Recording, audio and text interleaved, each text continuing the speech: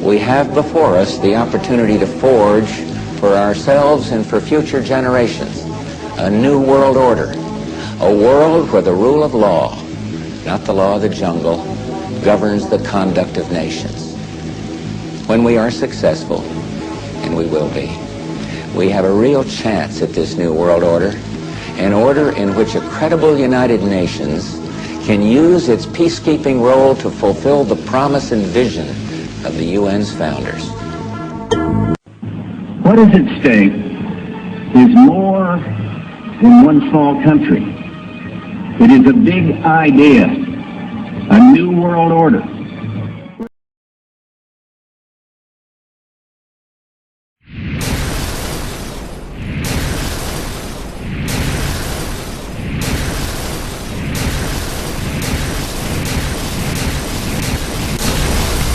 As if a demolition team set off when you see the old demolitions of these old buildings. It looks like one of those scenes of an old building being purposely dynamited and blown up. A new world order where diverse nations are drawn together in common cause to achieve the universal aspirations of mankind: peace and security, freedom, and the rule of law. Watched a building being demolished on purpose knows that if you're going to do this, you have to get at the under-infrastructure of a building and bring it down. And the rule of law. Out of these troubled times, our fifth objective, a new world order, can emerge. Now we can see a new world coming into view.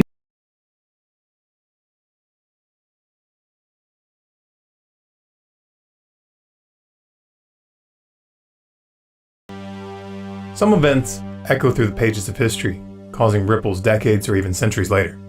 These secondary consequences are sometimes a direct result of the events themselves, but more often than not, they are driven by our perception, the mythology that we build around those events. The narrative of 9/11 defined the past decade. It was used to justify the Patriot Act, the indefinite detention provisions in the NDAA of 2012 and 2013, and it was used to take America into war against Afghanistan, then Iraq. 4,000 Americans may have died on that day, but well over 1 million civilians died based on the story of what happened. Of course, the fact that so much death and destruction was justified using that narrative makes it emotionally difficult for many Americans to re-examine it.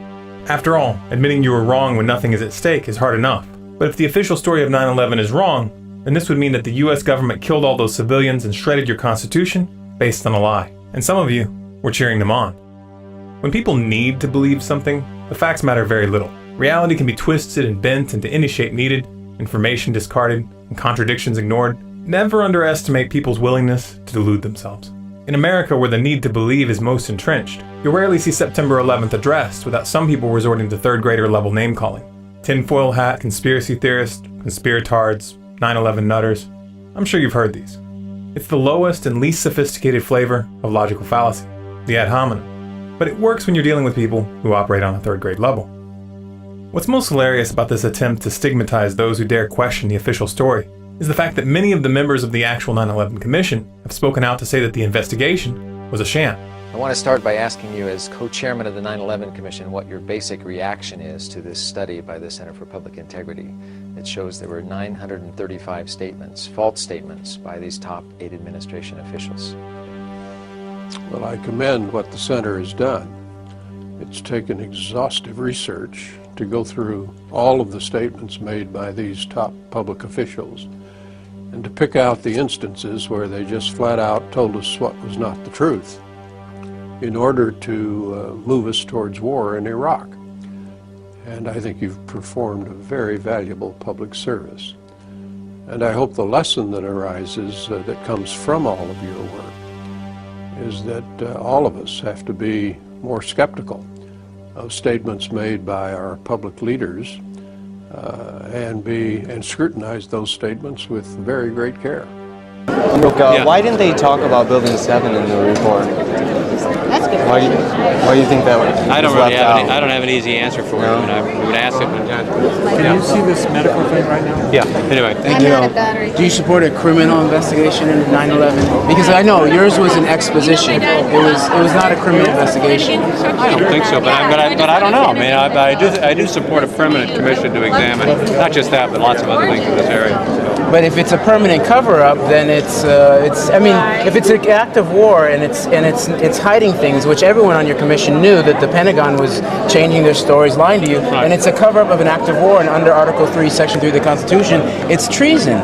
So unless we get to the very bottom of it, then we're still talking a treasonous exposition. This is a longer conversation. I'm not sure this one you ever get to the bottom of it. We have to, or we can't save our country, sir. I don't think. Well, if that's the condition upon which we're going to be saving our country, because the problem it's a 30-year-old conspiracy. No, I'm talking about 9/11. That's what I'm talking about. Oh, you are. You mean at this? Yeah. Anyway. Guys, it doesn't matter if the people who actually ran the investigation say it was a scam. You're supposed to believe the official story. If you don't, you're crazy, unhinged, and maybe even a little bit dangerous. Listen, I know you don't want anyone to think you're crazy, but let's just take a look at a little bit of the evidence, just between me and you. I won't tell anyone, I promise. Now, this isn't a 2-hour documentary, so we don't have time to cover everything. Instead, we'll just confront a few obvious smoking guns. Smoking gun number 1, the collapse of the World Trade Center Building 7. 3 buildings collapsed in New York on that day. 2 were hit by planes. Building 7 was not hit by a plane. No one claims that it was. Yet at 5:20 p.m. on September 11th, it collapsed into its own footprint. It went straight down at free fall speed. At first, NIST tried to deny this and placed its computer models over the actual video evidence. But in their final report, they do in fact admit that the building fell at free fall. Why is this significant? It's just like taking your car keys out and just dropping them. That's how fast the building came down, for over 100 feet. This is high school physics. A building cannot do free fall with 40,000 tons of structural steel in its structural system without it being blown up. The only way that a building can accelerate as it collapses is by having pre-engineered, precisely timed, and precisely placed explosives. In other words, controlled demolition. The funny thing is, in spite of the fact that never in history had a steel frame building collapsed due to an office fire, a lot of people knew the building was going to collapse before it came down. We have CNN reporting the collapse an hour before it came down. We are getting information now that one of the other buildings, Building 7 in the World Trade Center complex, is on fire and has either collapsed or is collapsing. We also have the BBC who reported the collapse even though the building was still visible in the background. Now, more on the latest building collapse in New York. You might have heard a few moments ago I was talking about the Salomon Brothers building collapsing. And indeed it has. Apparently that's only a few hundred yards away from where the World Trade Center towers were. And it seems that this was not a result of a new attack. It was because the building had been weakened during this morning's attacks. We'll probably find out more now about that from our correspondent, Jane Stanley. Jane, what more can you tell us about the Salomon Brothers building and its collapse? Well, only really what you already know. Details are very, very sketchy. There's almost a sense downtown in New York behind me, down by the World Trade Centers, of just an area completely closed off as the rescue workers try to do their job. But this isn't the first building that has suffered as a result. We know that part of the Marriott Hotel next to the World Trade Center also collapsed as a result of this huge amount of falling debris from 110 floors of the two twin towers of the World Trade Center. As you can see behind me, we have footage of people on the street warning that the building was about to collapse. You hear that? Keep your eye on that building, it'll be coming down. The building is about to blow up. Moving back. How did they know that this was going to happen when it isn't even physically possible for an ordinary office fire to bend or melt steel? It makes about as much sense as a farmer suddenly warning you that his pig is about to levitate. And this brings us to smoking gun number 2. Explosions in the basements of the Twin Towers and on the lower floors of Building 7. I worked in the building for 20 years. I was the person in charge of all the stairwells of the North Tower, and on 9/11 I had the only master key that opened the doors that rescue people. This is the master key, they call it the key of hope. And basically I was a janitor. Like I said, on that day there was an explosion on the basement, and this is prior to the building got hit by the plane, and then the plane hit, and then there was a series of explosions afterwards, and a person comes running into the office saying explosion, explosion, explosion. His skin was pulled all from his armpits all the way to the top of the fingertips, and pieces missing off his face, and then it was total chaos. You're Kenny Johanneman. Spell your name. Johannenemannen. And you were working there? Yes, I was right there. I was down in the basement, came down, all of a sudden the elevator blew up, smoke. I dragged the guy out, his skin was hanging off, and I dragged him out, and I helped him out to the ambulance. Mr. Hess came running back in. He said, we're the only ones up here, we got to get out of here. He found the stairwell. So we subsequently went to the stairwell and we're going down the stairs. When we reached the 6th floor, the landing that we were standing on gave way. There was an explosion and the landing gave way. And I was left there hanging. I had to climb back up and now I had to walk back up to the 8th floor. I was trapped in there for several hours. I was trapped in there when both buildings came down. All this time, I'm hearing all types of explosions. All this time, I'm hearing explosions. When they finally got to us, and they took us down to what they called the lobby, because I asked them, I said, when we got down there, I said, where are we? He said, this was the lobby. And I said, you gotta be kidding me. It was total ruins. Total ruins. Now keep in mind, when I came in there, the lobby had nice escalators. It was a huge lobby. And for me to see what I saw, it was unbelievable. I'm just confused about one thing, and one thing only. Why World Trade Center 7 went down in the first place. I'm very confused about that. I know what I heard. I heard explosions. The explanation I got was, it was the fuel oil tank. I'm an old boiler guy. If it was a fuel oil tank, it would have been one side of the building.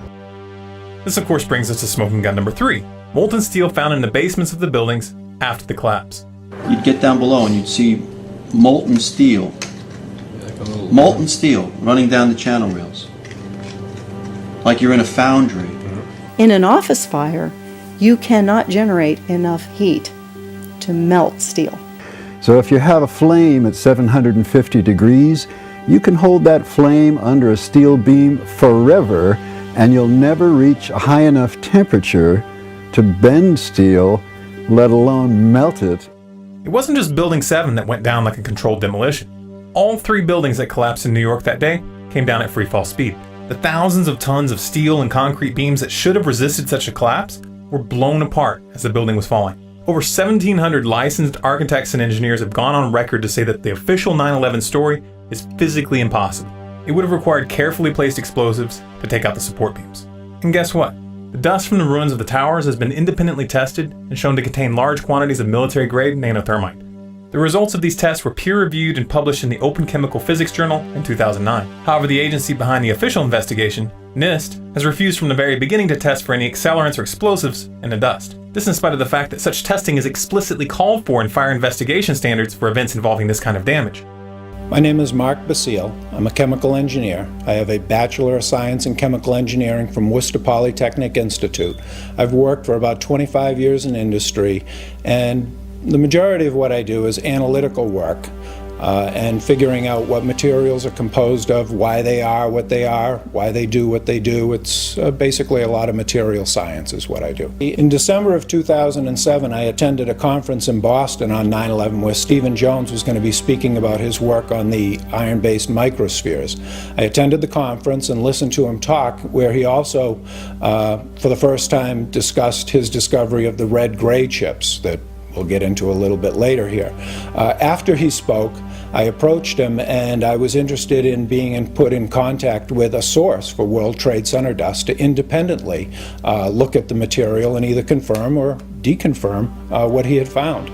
About a month later, I received my first sample of World Trade Center dust from Jeanette McKinley, which was one of the individuals that was spoken of in his report on the thermetic materials that he put out in March of 2009, I think it was. So anyway, I received a sample of dust in January of 2008 and basically started working with the material. I found iron-based microspheres in there, just as he had done, and I also found the red-gray chips that he had spoken of.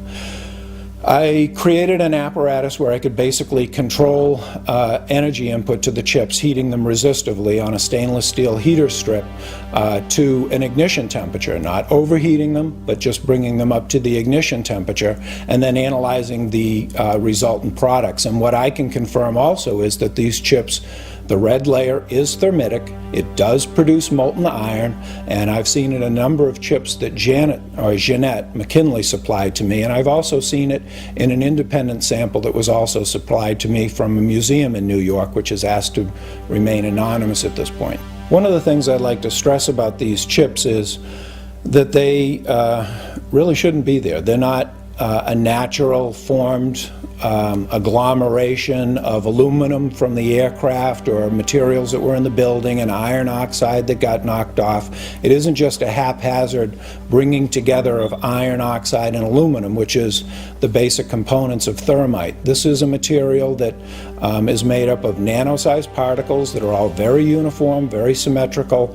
It's in a silica-based matrix that holds the whole thing together, and when they're ignited, these iron droplets that are formed basically eat through the silica matrix and form both droplets, and that actually creates these large relative voids within the residue of the chip that are all coated with iron films inside.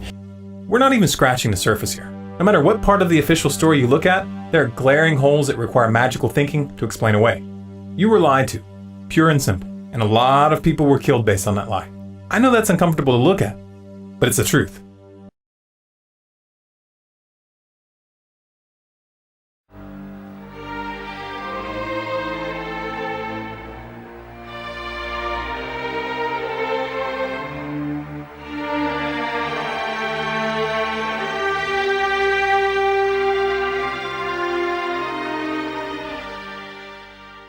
The French filmmakers, the Naudet brothers, were in New York City doing a documentary about the New York City firefighters.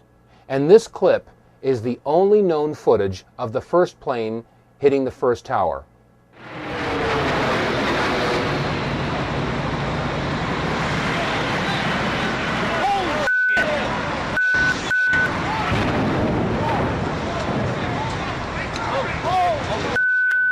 Now, this video clip that we've just examined came again from the Naudet brothers documentary that was being filmed in the streets of New York City on the morning of September 11th.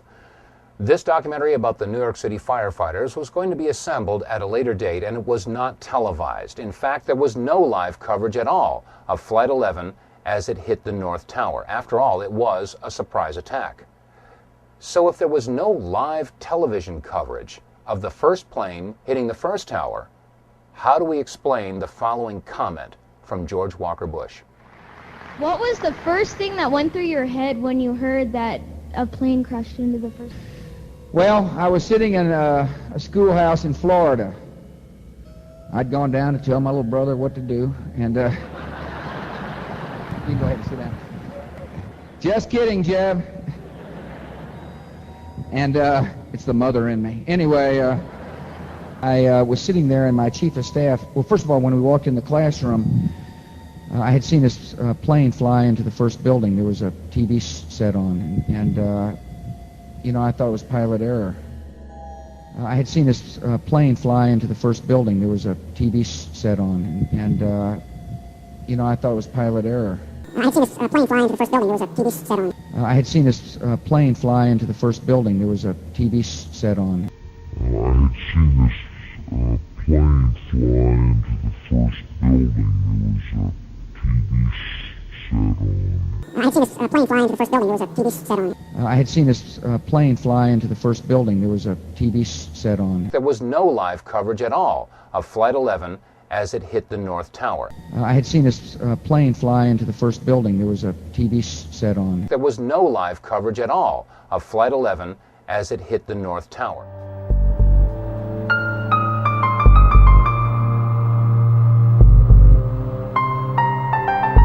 Howard Dean recently seemed to muse aloud whether you had advanced knowledge of 9/11.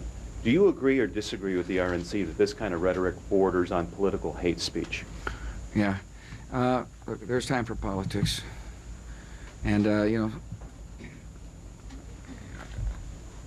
it's time for politics. And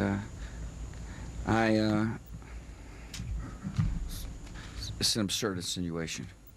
Let us never tolerate outrageous conspiracy theories concerning the attacks of September the 11th. Malicious lies that attempt to shift the blame away from the terrorists themselves, away from the guilty, away from the guilty, away from the guilty, guilty, guilty, guilty, guilty.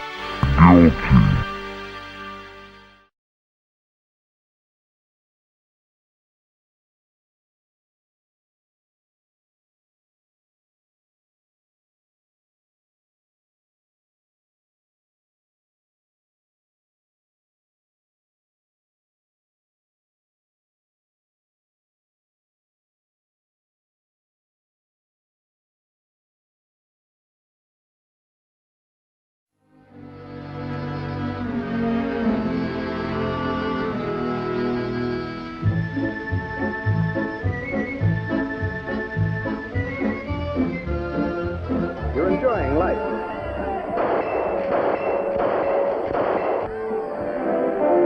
You're enjoying liberty. You're pursuing happiness. You're doing all right. When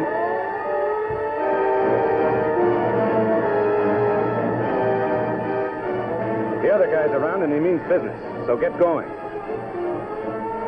Remember, you're off base. You've just got time to save yourself.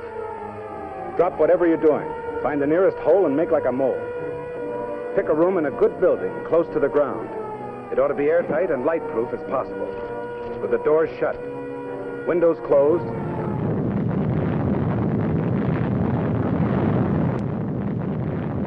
It's a bomb. Duck and cover.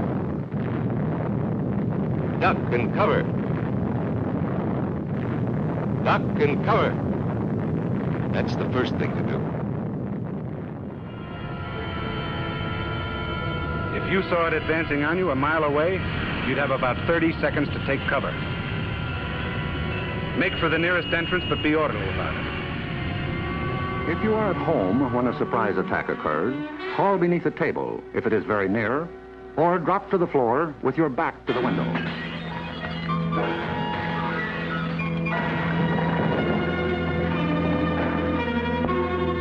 That fog has contaminated everything it touched with radioactive matter, which we'll call hot stuff, although it hasn't anything to do with its temperature. After many generations lived under the fear of a nuclear war, it took only a few images from New York on September 11 to awaken in the American population some familiar ghosts, and to bring psychologically to its knees a nation that had never experienced an attack on its territory before.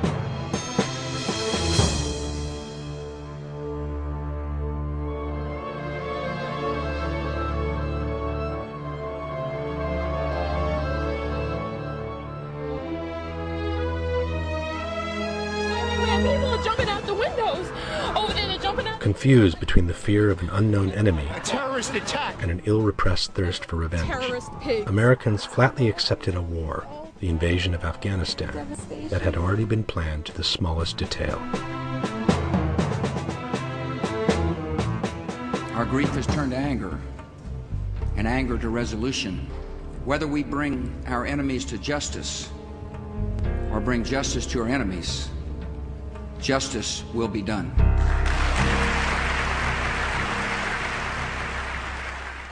Who really wanted the New York and Washington attacks? Who was truly responsible?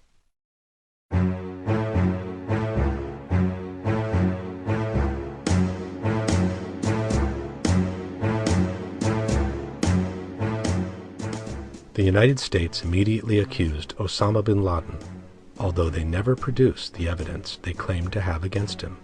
Nor did anyone express any particular surprise about the lack of a true motive on the part of bin Laden himself. It was as if the entire world was ready to accept that he was the evildoer just by someone pointing the finger at him. Everyone seems satisfied with the idea that bin Laden allegedly hated our civilization. This, however, is clearly at odds with the fact that he has never actually claimed responsibility for the attacks. The first thing every terrorist in the world has ever been concerned with was to put forward some kind of statement clearly explaining the reasons behind their act. Bin Laden, instead, a few days after the attacks, clearly stated that he had nothing to do with them at all. Only 3 months later would the CIA find a home video in Afghanistan in which bin Laden implies to have had pre-knowledge of the events while talking to a Saudi friend. The images, however, are so poor the video ended up posing more questions than it ever answered. To a closer examination, the man's features only resemble those of bin Laden, but the identity of the person can be anything but certain. In any case, a talk with a friend on a questionable videotape is not an official claim. The world is filled with psychopaths who accuse themselves of crimes they never committed, but without a good motive, they seldom even manage to get arrested. In 2006, the FBI stated that they never had any hard evidence against bin Laden, which contradicted the initial claims by the administration. The Bureau's website lists bin Laden as wanted for the bombings of the American embassies in Kenya and Tanzania, but he is only suspected of other terrorist activities in the world. Officially, Osama bin Laden has never been wanted for the September 11 attacks. It's a new age of wickedness. Popular journalist and radio host Alex Jones, who has been pointing the finger at the U.S. administration since the beginning, had foreseen the attacks 1 month before they took place, and exactly by the hand of bin Laden. This recording is from July 25, 2001. And I want you to let them know that if there is any terrorism, we know who to blame. If any terrorism comes, it's from this government. And if there was an outside threat like a bin Laden, who was a known CIA asset in the 80s, he's the boogeyman they need. 19 hijackers of the planes had crashed into the World Trade Center towers, into the Pentagon, and into the rural area in Pennsylvania. Seen from up close, the official version soon started to show some serious weaknesses. Too many curious events, too many inconsistencies, too many coincidences pointed at the possibility that the truth had been somewhat different from what we had been told. This set off an unprecedented investigation on the internet. Thousands of independent researchers from all over the world ended up bringing to light so many faults in the official version that it legitimized suspicion that the U.S. administration had some kind of role in the attacks. From flight amateurs who perform highly acrobatic maneuvers without ever having piloted a jet in their life, to passports, personal wills, and terrorists' bandanas conveniently emerging from a hole where the plane cannot be found. From an entire Boeing 757 disappearing in a 15-foot wide hole, to modern steel buildings collapsing against the most fundamental laws of physics. It has become very difficult today to maintain that the official version reflects what truly happened on that day. In fact, in 2006, almost half of Americans believe that the Bush administration covered up the truth about 9/11. And the protests of those requesting a new, truly independent investigation keep increasing by the day.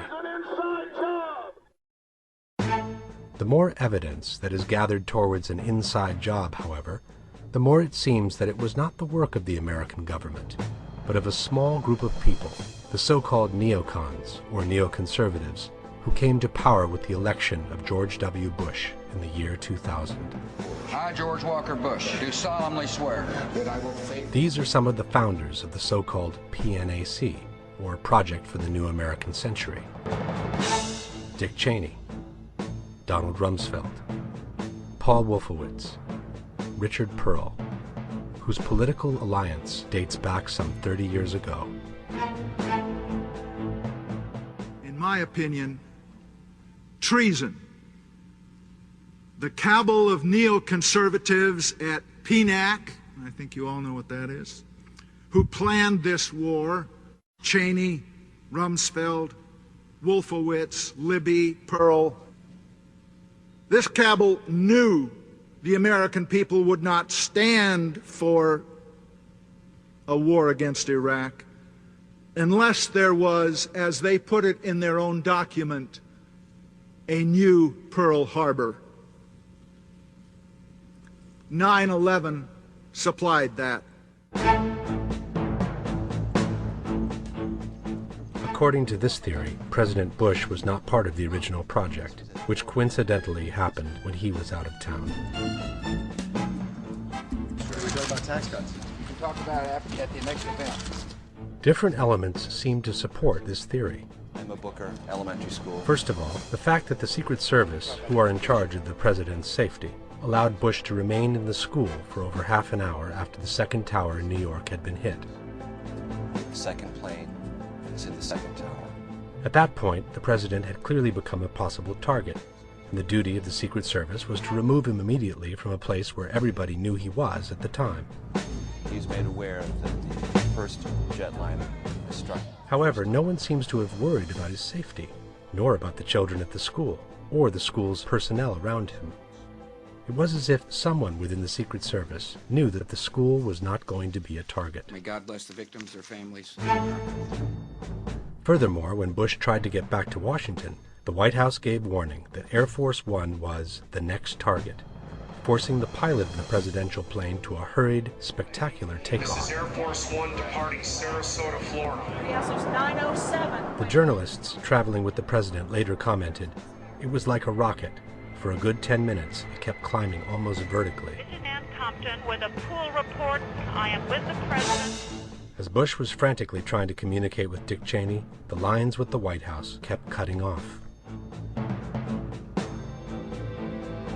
Frustrated, the president pounded on his desk, shouting, "This is inexcusable. Get me the vice president." After a stop in Louisiana, Air Force One landed in a military base in Nebraska. From here, the president and his staff were transferred to an underground bunker, where they remained locked up for the rest of the afternoon. After these multiple detours, President Bush was able to return to Washington only in the evening, when all the major decisions had already been made. It was later found that the threats to Air Force One never existed. Thus begins to form a picture of a president unaware of the facts, and somehow held hostage by the neocons who were effectively in charge throughout the whole day. At the White House was Vice President Cheney. At the Pentagon, Secretary of Defense Rumsfeld, and next to him his deputy, Paul Wolfowitz. It is a shell game. This is what Michael Ledeen, one of the most influential neoconservatives, had to say about the presidency of George W. Bush. All right, so he became president, but he didn't know why. And on September 11th, he discovered why.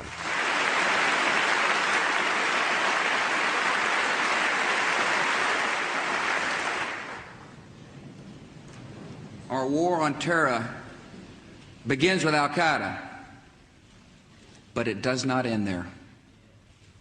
It will not end until every terrorist group of global reach has been found, stopped, and defeated. I have a message for our military. Be ready. But who are the neocons?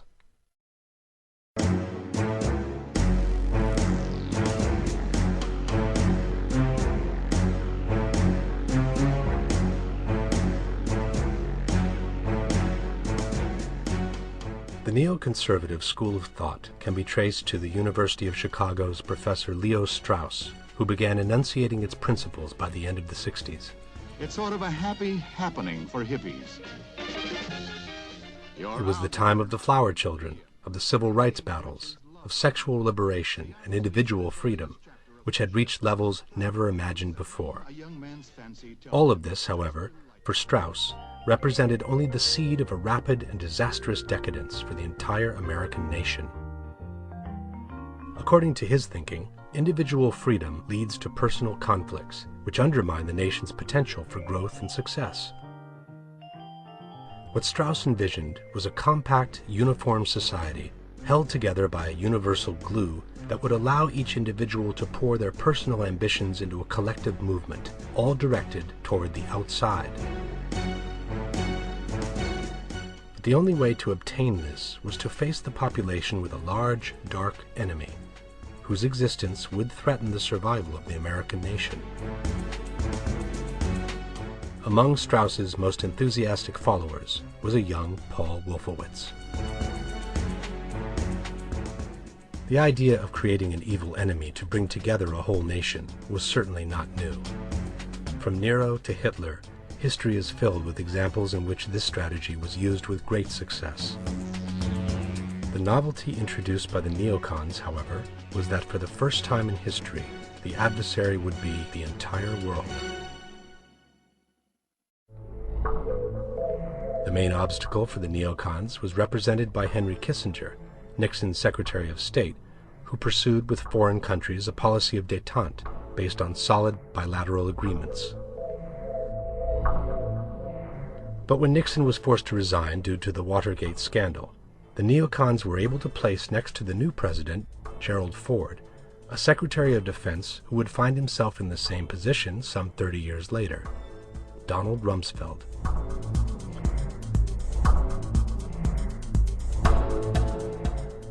Another neocon who was able to take advantage of the situation was Dick Cheney, who became Chief of Staff for the new president. Thus, the White House started to become a familiar territory for these men, who envisioned a strong America that imposed its rule to the rest of the world and led the other nations in the eternal fight of good versus evil.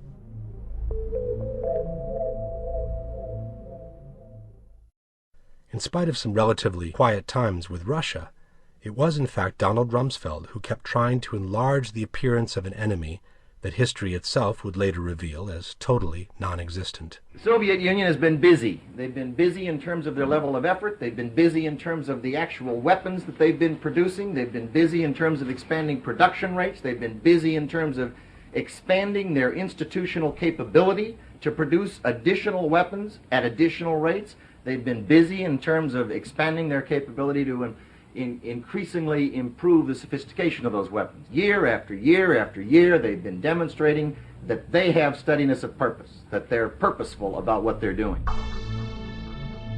Since none of this, however, was reflected by the current intelligence, Rumsfeld managed to convince President Ford to create an independent group to re-examine all the information that the CIA had gathered about the Russians from the beginning. The group was called Team B, and it was put under the direction of the neoconservative Richard Pipes, who took under his wing a young and enthusiastic Paul Wolfowitz. Team B's true purpose was to manipulate the CIA's original intelligence with the intent of presenting the Soviet Union as a truly evil nation, equipped with the most powerful secret technology, whose only intent was to annihilate the United States.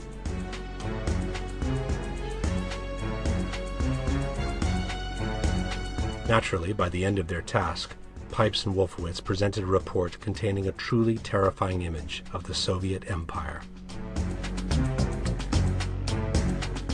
It was, however, a false image, born of the projection of their own need for a powerful enemy towards which to direct the precious energies of the nation that were being absorbed by a moral relativism that they deemed unacceptable.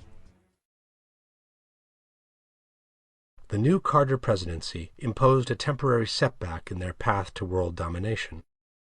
The need to quickly reconquer the White House led the neocons to seek an alliance in a totally uncharted territory, the religious one, which accounted for a large amount of potential new votes.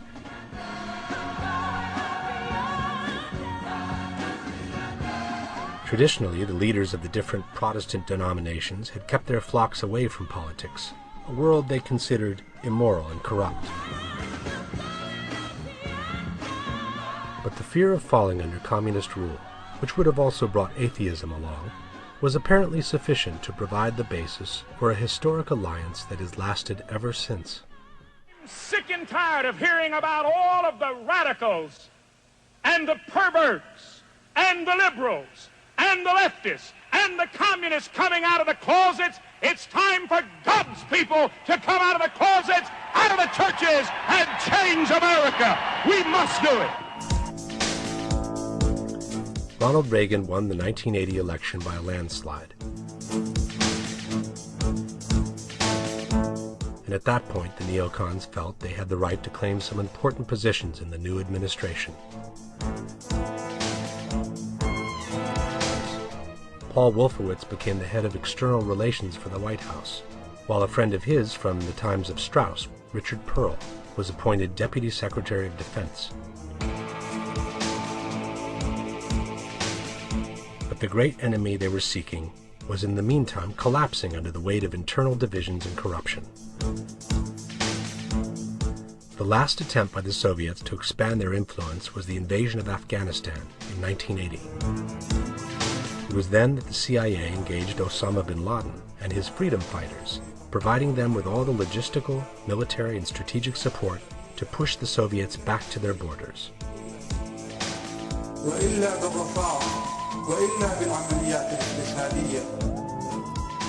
With the departure of the Russians from Kabul, the process of disintegration that would lead to the fall of the Berlin Wall had well begun.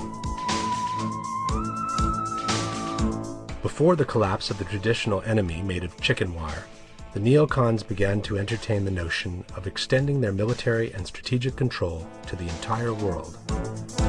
We want to change some deeply entrenched notions about the proper role of American power in the world. But controlling the world over the last century has always meant to control the supply of energy, which means to control the oil and gas resources in the Middle East. This is not a new concept at all. The British checkmated Hitler in Syria when they moved in before the Nazis could take over, thus cutting off a potential source of oil for the German panzer divisions.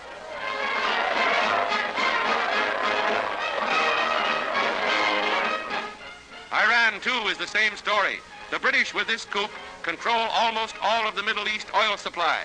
This is the oil that Hitler badly needed but lost. And with Russia in the way, he can't win the Caucasian oil fields.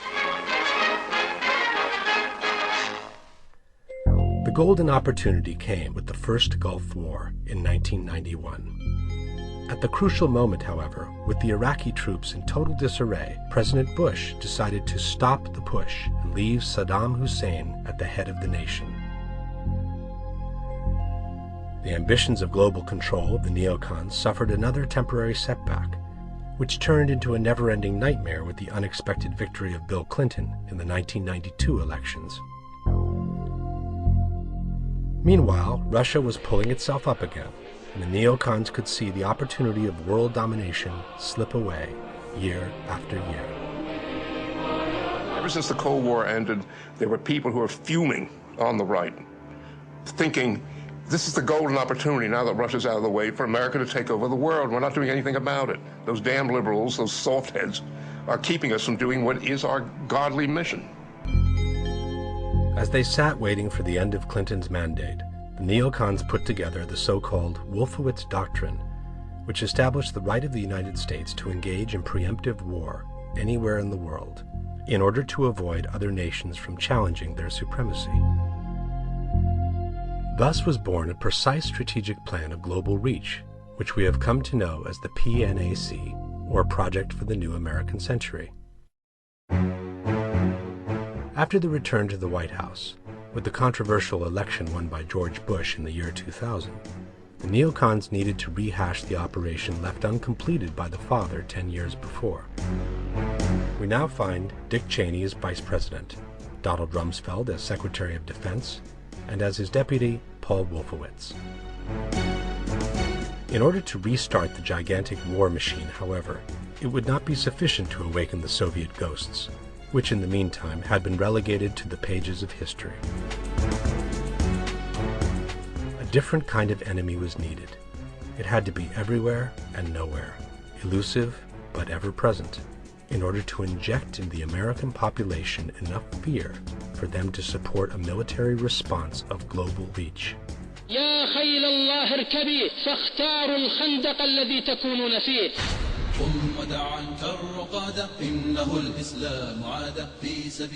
With a few touch-ups, Al-Qaeda, which was the name of the database with all the names of the people the CIA had sent to fight with bin Laden, became the name of the most powerful terrorist organization in the world. Bin Laden saw himself accused of the bombings of the American embassies in Kenya and Tanzania and of the American ship Cole, without having claimed responsibility for them. The suspicion that someone within the CIA and FBI was building an artificial figure to be used in false flag terrorist operations seems to be confirmed by internal conflicts that have reached as high as the presidency itself. After the Cole, I had battle plans drawn to go into Afghanistan, overthrow the Taliban, and launch a full-scale attack search for bin Laden. But we needed basing rights in Uzbekistan, which we got after 9/11. The CIA and the FBI refused to certify that bin Laden was responsible while I was there. No one knew Al-Qaeda existed then. The Western media, however, had already made up their minds. Bin Laden was the bad guy, and from him anything could be expected at that point. On the eve of September 10th, 2001, a full plan to attack Afghanistan with strong support to the Northern Alliance was placed on Bush's table to be signed by the President upon his return from Florida. All that was needed was a detonator to set in motion the operation that would have finally brought America to the strategic control of worldwide resources and the neocons to the realization of their dream. Let's take a step back and read some paragraphs from the final PNAC document, which was published in September of the year 2000. In the chapter called Creating Tomorrow's Dominant Force, we can read, "At present, the United States faces no global rival. America's grand strategy should aim to preserve and extend this advantageous position as far into the future as possible.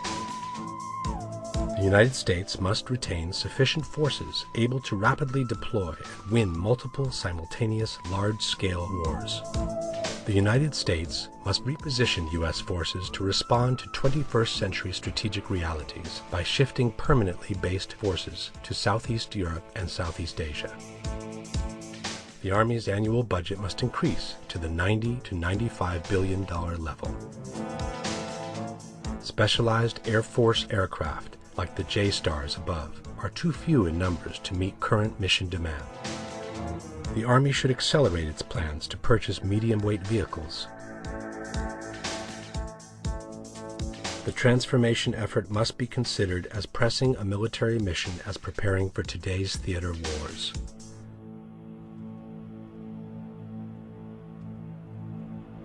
Further, the process of transformation, even if it brings a revolutionary change, is likely to be a long one, absent some catastrophic and catalyzing event, like a new Pearl Harbor. Jap planes without warning bring war to America. Our great Pacific outpost in the Hawaiian Islands is ruthlessly bombed as Japan's perfidious declaration of war. Death and destruction unleashed on a nation at peace. On that fateful Sunday morning when this country was extending a friendly hand of conciliation and peace. The treacherous attacks brought death to almost 3,000 American soldiers, sailors, and civilians. Our loss in warships and planes was high, but overnight this nation was united in an all-out determination to avenge the hideous assault on American lives and property. Our battle cry is, remember Pearl Harbor. Dense black smoke billowed to the sky as the massive control tower began to keel over. The Arizona's courageous crew stuck to its guns until the very end. Here was displayed heroism that will live forever in the glorious annals and traditions of the American Navy.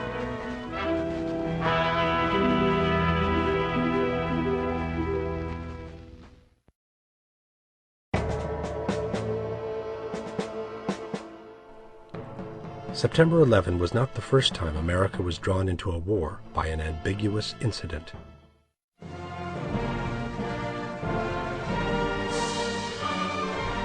The American Constitution doesn't allow the United States to wage a preemptive war, and reserves for Congress the power of declaring war to another nation.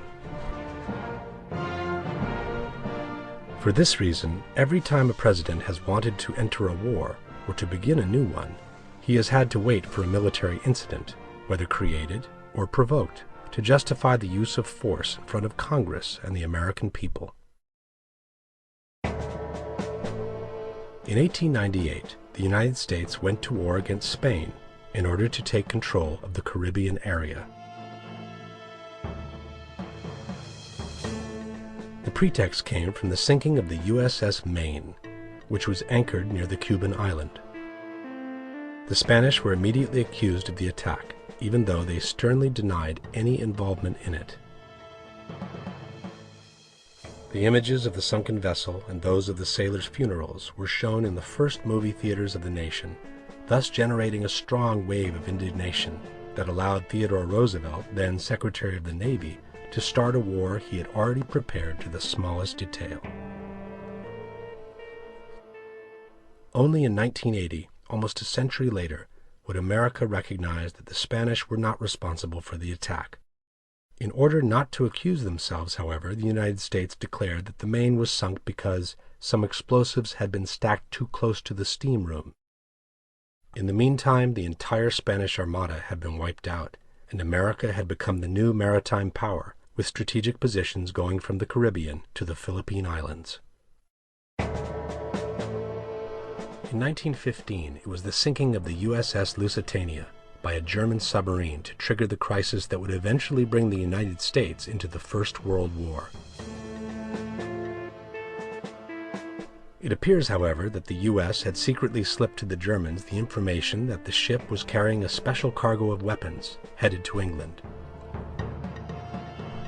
This provoked the reaction from the German submarine, which sunk the vessel on which more than 100 Americans were also traveling.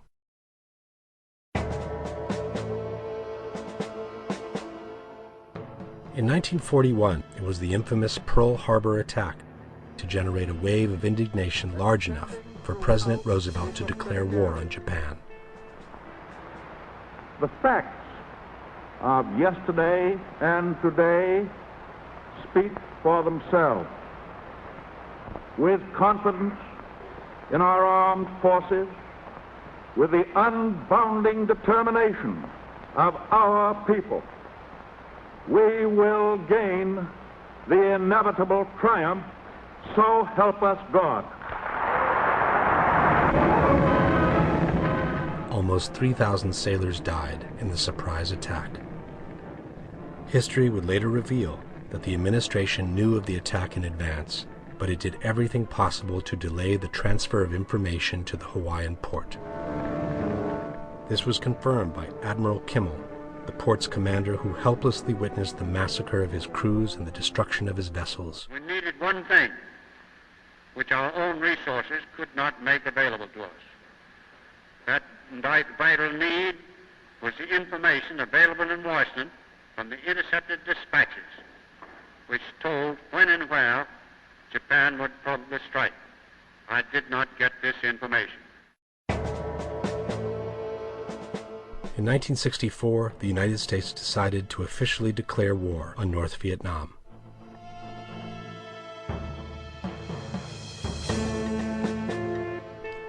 The war pretext came from the so-called Tonkin Gulf incident, in which North Vietnamese boats were accused of having launched torpedoes against the American destroyer Maddox. Then Secretary of Defense Robert McNamara immediately announced to the press the upcoming military action. Immediately following the attack, U.S. representatives in Saigon met with representatives of the South Vietnamese government. They jointly agreed that joint retaliatory action was required. The President's approval of this action. But McNamara, 40 years later, would openly confess that the attack on the Maddox never took place. No, it was just confusion. And events afterwards showed that our judgment that we'd been attacked that day was wrong. It didn't happen. In the meantime, more than 60,000 U.S. soldiers and over 3 million Vietnamese civilians lost their lives.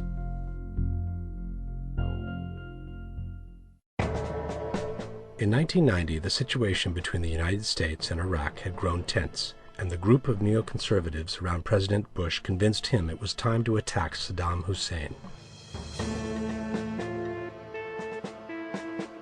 The U.S. secretly informed Saddam that they had nothing against him taking over the oil fields of Kuwait, a territory the Iraqi dictator had always claimed as his own.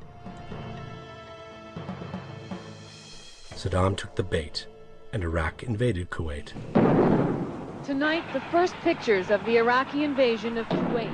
At that point, Dick Cheney, who was then Secretary of Defense, gave Saudi Arabia some satellite photos in which 250,000 Iraqi soldiers could be seen amassing behind the Kuwaiti border. Fearing an invasion, the Saudis granted the U.S. the extraordinary permission to establish military bases on the territory.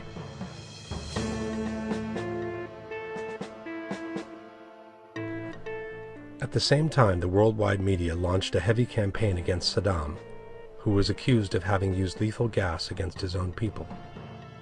No mention was made to the fact that the gas had been sold to Saddam by the United States, which then stood silent during the massacre, even though they were perfectly aware of it. The media campaign against the Iraqi dictator reached its peak with this touching testimony from a young Kuwaiti nurse, who described to the world the atrocities committed by the Iraqi soldiers in her invaded country. While I was there, I saw the Iraqi soldiers come into the hospital with guns. They took the babies out of the incubators, took the incubators, and left the children to die on the cold floor. The news shocked the entire world, and from that moment no one had a word to say about the American bombing of Iraq.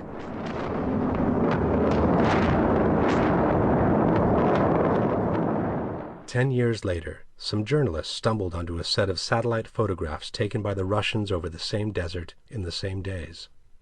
It's what it didn't show that was more important. What you would have expected to have seen were tanks on the border. There were none that could be seen. There was nothing behind the border that could have supported that kind of number of troops and tanks. The same pictures that showed the Iraqi tanks in Kuwait City also showed that there was absolutely nothing behind the Saudi border. Not a tank, not a vehicle, not a single man. At the same time, the nurse who had brought to tears the entire world turned out to be the daughter of the Kuwaiti ambassador in Washington. She had faked the entire incubator story after having been professionally trained by one of the most important advertising agencies in Washington, Hill and Knowlton. In the meantime, the U.S. had wiped out the entire Iraqi army and had managed to establish permanent military bases in Saudi Arabia. In a cruel and ruthless shooting spree, and against all international treaties, the U.S. Air Forces literally destroyed and turned to ashes thousands of Iraqi soldiers on their way back to Baghdad.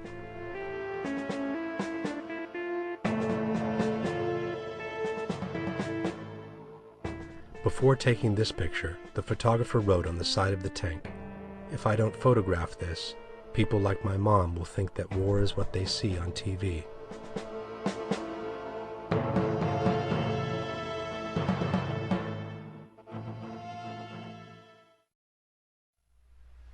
Besides the historic cases, there are also many plans of deception that, for one reason or another, were never used in the real world. One of them is called Operation Northwoods, a 1962 CIA secret plan that was declassified a few years ago.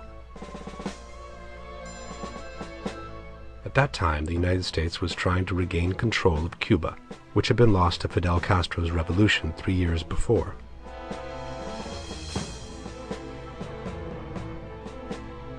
Under the subject Justifications for a Military Intervention in Cuba, we can read the following proposals. We could blow up a U.S. ship in Guantanamo Bay and blame Cuba. We could blow up a drone, unmanned vessel anywhere in the Cuban waters. We could arrange to cause such incident in the vicinity of Havana or Santiago as a spectacular result of a Cuban attack from the air or sea or both. The U.S. could follow up with an air-sea rescue operation covered by U.S. fighters to evacuate remaining members of the non-existent crew. casualties lists in U.S. newspapers would cause a helpful wave of national indignation. We could develop a communist Cuban terror campaign in the Miami area, in other Florida cities, and even Washington. We could sink a boatload of Cubans en route to Florida, real or simulated. We could foster attempts on lives of Cuban refugees even to the extent of wounding, in instances to be widely publicized. Hijacking attempts against civil air and surface craft should appear to continue as harassing measures condoned by the government of Cuba. And then there was this interesting idea. It is possible to create an incident which will demonstrate convincingly that a Cuban aircraft has attacked and shot down a chartered civil airliner en route from the United States to Jamaica, Guatemala, Panama, or Venezuela. An aircraft at Eglin Air Force Base would be painted and numbered as an exact duplicate for a civil registered aircraft belonging to a CIA proprietary organization in the Miami area. At a designated time, that duplicate will be substituted for the actual civil aircraft and would be loaded with the selected passengers, all boarded under carefully prepared aliases. The actual registered aircraft would be converted to a drone. Takeoff times of the drone aircraft and the actual aircraft would be scheduled to allow a rendezvous south of Florida. From the rendezvous point, the passenger-carrying aircraft will descend to minimum altitude and go directly into an auxiliary field at Eglin Air Force Base, where arrangements will have been made to evacuate the passengers and return the aircraft to its original status. What happens to those passengers is not clear. The drone aircraft, meanwhile, will continue to fly the filed flight plan. When over Cuba, the drone would be transmitting on the international distress frequency a Mayday message stating it is under attack by Cuban MiG aircraft. The transmission will be interrupted by the destruction of the aircraft, which would be triggered by a radio signal. Since also Flight American 77 disappeared from the radar screens before reappearing in the Pentagon area, could something similar have happened with the plane that hit the Pentagon as well?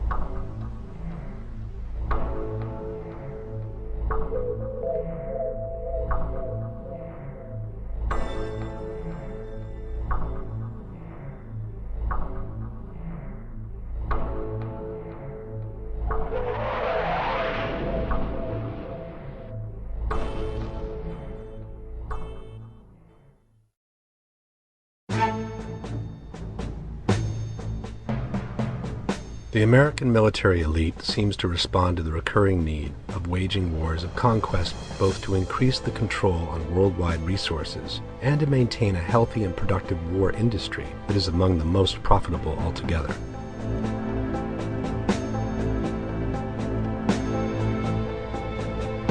It only makes sense that also the tanks, the submarines, and the military planes that are produced every day must be put to use within a certain amount of time, just like any other industrial product we consume.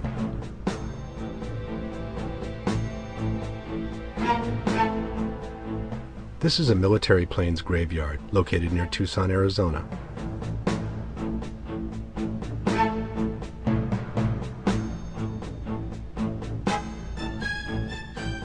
Most of these machines are still in good shape, but they are put away and slowly dismantled as they become obsolete.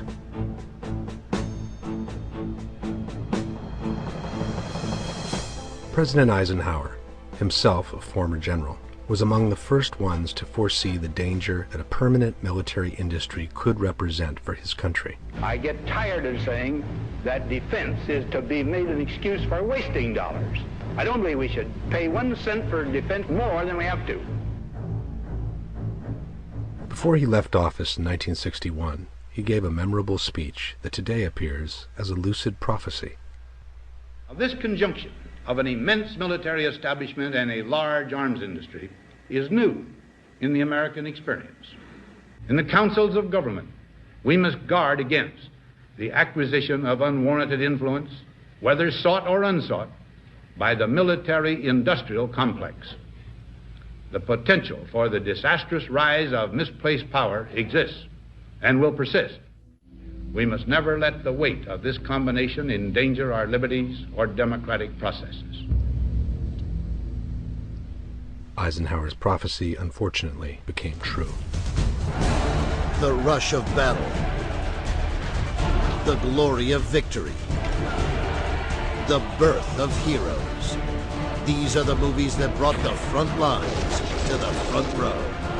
Every Saturday night, the Military Channel brings you the films that went beyond the battlefield and showed you war like... Fed by a culture of war, which has even created its own television channel called the Military Channel. On the Military Channel. The arms industry is enjoying one of the most productive and rewarding times thanks to the wars in Afghanistan and Iraq.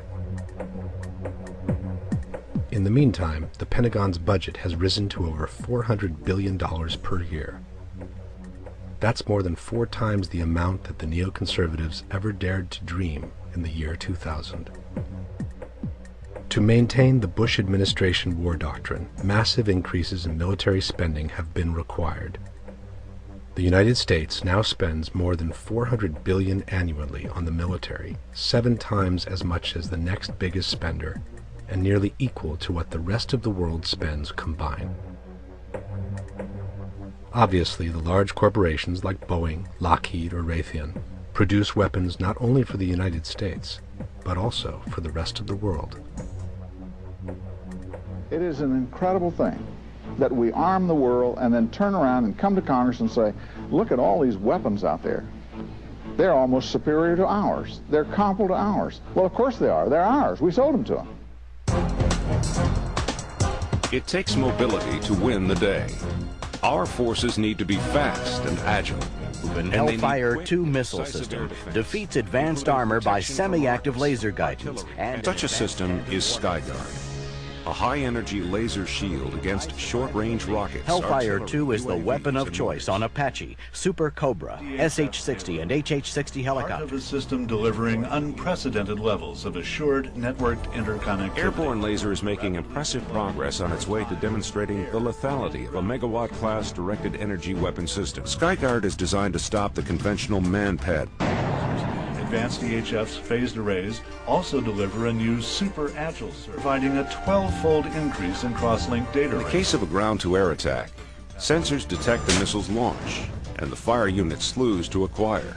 This technology has addressed the deadly Katyusha rocket, a weapon favored by terrorists. This is the muzzle of this powerful laser system to protect mobile forces as well as high-value assets. Multiple kills are readily handled, all at the speed of light, and providing force protection when and where it is needed.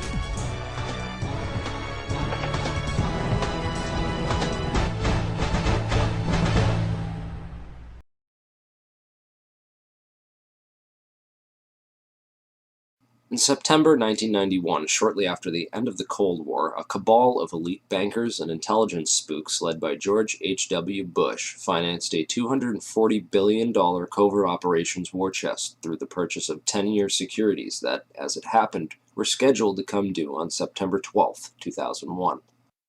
Project Hammer was undoubtedly used for a wide variety of illicit intelligence operations, but mainly it was used to finance a covert economic operation against the collapsing Soviet Union, whereby unknown Western investors bought up much of the Soviet industry with a focus on oil and gas, crashing the Russian economy, looting its central bank, orchestrating what became known as the Great Ruble Scam, and a wide variety of other clandestine, state-assisted operations designed to thoroughly prevent Russia from ever contesting the U.S. as a world superpower, while in the process lining the pockets of these economic hitmen who swooped in to devour the collapsing Russian economy after the fall of the Soviet Union. A spectacular investment for all, at least until money laundering investigations began tracing all the money, or when the 10-year deadline came up and the securities became due and began the routine process of authenticity and ownership checks. Evidence shows that several federal and private investigations had already stumbled upon the Hammer Fund and were compiling evidence on it up until the 9/11 attacks. These included the Office of Naval Intelligence, or ONI, which was moved to the outer E-ring of the recently renovated section of the Pentagon that was targeted and destroyed on 9/11. According to E.P. Heidner, the ONI had been investigating crimes associated with the plundering of Russia. 39 out of the 40 people who worked in those offices were killed on 9/11, including the entire chain of command. The Pentagon's financial accounting offices in that same wing were also an obvious target, as were the passengers on board Flight 77. many of whom coincidentally held top-secret clearances and were connected with Pentagon black operations. Agents of the Office of Naval Intelligence had also been investigating financial transactions which were linked to securities being managed by those securities dealers in the World Trade Center that were also targeted. 31% of the 125 fatalities in the Pentagon were from the Naval Command Center that housed the Office of Naval Intelligence. 41% of the fatalities in the Twin Towers came from two companies that managed U.S. government securities, Cantor Fitzgerald and Eurobrokers. There were three major security brokers in the World Trade Center: Cantor Fitzgerald, Eurobrokers, and Garbin Intercapital. At 8:46 on the morning of September 11th, Flight 11 flew directly into Marshall McLennan's secure computer room in the North Tower, right below the floor on which Cantor Fitzgerald was situated. Cantor Fitzgerald was the largest security dealer in the U.S. Shortly after that, a massive explosion went off just under the FBI offices in the North Tower on the 23rd floor. Fires were reported on the 22nd floor at 8:47. There were also explosions and subsequent fires reported at Garbin Intercapital on the 25th floor and in the basement of Tower 1 as well. Shortly thereafter, at 9:03, Flight 175 hit the South Tower right below the floors on which Eurobrokers was situated. In all three cases, the explosive, fiery destruction consumed the offices and the several floors above, destroying files and trapping victims inside. In the midst of all this, Building 6 was destroyed by an explosion that took place before either tower fell. This secondary explosion took out a portion of the building which just happened to include the El Dorado Task Force's offices. The El Dorado Task Force was an interagency money laundering watchdog group responsible for coordinating all major money laundering investigations in the U.S. In the immediate aftermath of September 11th, these groups would be redirected to investigate terrorist financing. Building 6 was located directly between the North Tower and World Trade Center Building 7. While large portions of World Trade Center 6 were gutted by explosions and later by falling debris from the North Tower, the building itself did not suffer a global symmetric collapse at near freefall acceleration as did Buildings 1, 2, and 7. FEMA photographer and 9/11 whistleblower Kurt Sonnenfeld took some interesting pictures of the U.S. Customs vault in the basement of World Trade Center 6, which was found completely empty and left with the door wide open. All of its contents appear to have been looted during the attacks. There is also evidence that gold was being looted from the vaults beneath World Trade Center 4. There were several early reports of a 10-wheel truck packed with stolen bullion caught fleeing World Trade Center 5 when the vehicle had become stuck on a collapsed ceiling brace, forcing the driver to flee the scene. Many researchers have stumbled across one or two of these anomalies from time to time: the empty vaults, the secondary explosions, the fireproofing upgrades on the exact floors coinciding with failure and impact in the towers, the suspicious power downs and evacuation drills, the World Trade Center tenants and security firms like AIG, Marsh & McLennan, and Kroll, and their close ties with the intelligence community, etc., etc. These anomalies are not unrelated, but nevertheless became lost inside the chaos of that September morn, the aftermath, and subsequent cover-ups. Okay, so what does all this mean? Overall, a critical mass of brokers from the major government security brokerages in the Twin Towers had to be eliminated to create chaos in the government securities market. A situation needed to be created wherein $240 billion of covert securities could be electronically cleared without anyone asking questions, which happened when the Federal Reserve declared an emergency and invoked its emergency powers that very afternoon. On September 14th, the Securities and Exchange Commission declared a national emergency and for the first time in U.S. history invoked its emergency powers under the Securities Exchange Act Section 12K and eased regulatory restrictions for clearing and settling security trades for the next 15 days. These changes would have allowed the estimated $240 billion in covert government securities to be cleared upon maturity without the standard regulatory controls around identification of ownership. The towers needed to be demolished to create a big enough mess that the illicit activities taking place behind the scenes that morning could be hidden in the confusion of that day. Okay, now let's talk a little bit about who did it and how. 9/11 whistleblower Richard Andrew Grove was a software salesperson for a company called Silverstream. Silverstream's technology was on the cutting edge of Internet solutions, offering software to web-enable the critical business functions of Fortune 500 companies, basically integrating and making available on the web the disparate legacy applications and mainframes while simultaneously streamlining workflow and traditional paper processes, with an end result being a lower cost of operation and more efficient transactions. Silverstream had built internet transactional and trading platforms for Merrill Lynch, Deutsche Bank, Bankers Trust, Alex Brown, and Morgan Stanley, to name a few. Leading up to 9/11, Silverstream was designing specialized accounting software for a major client, Marsh & McLennan. Marsh is the world's largest insurance brokerage and was located right below Cantor Fitzgerald in the North Tower.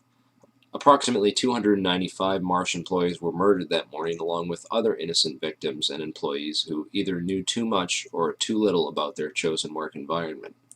But most importantly, Silverstream provided a specific type of connectivity that was used to link AIG and Marsh & McLennan, the first two commercial companies on the planet to employ this type of transaction.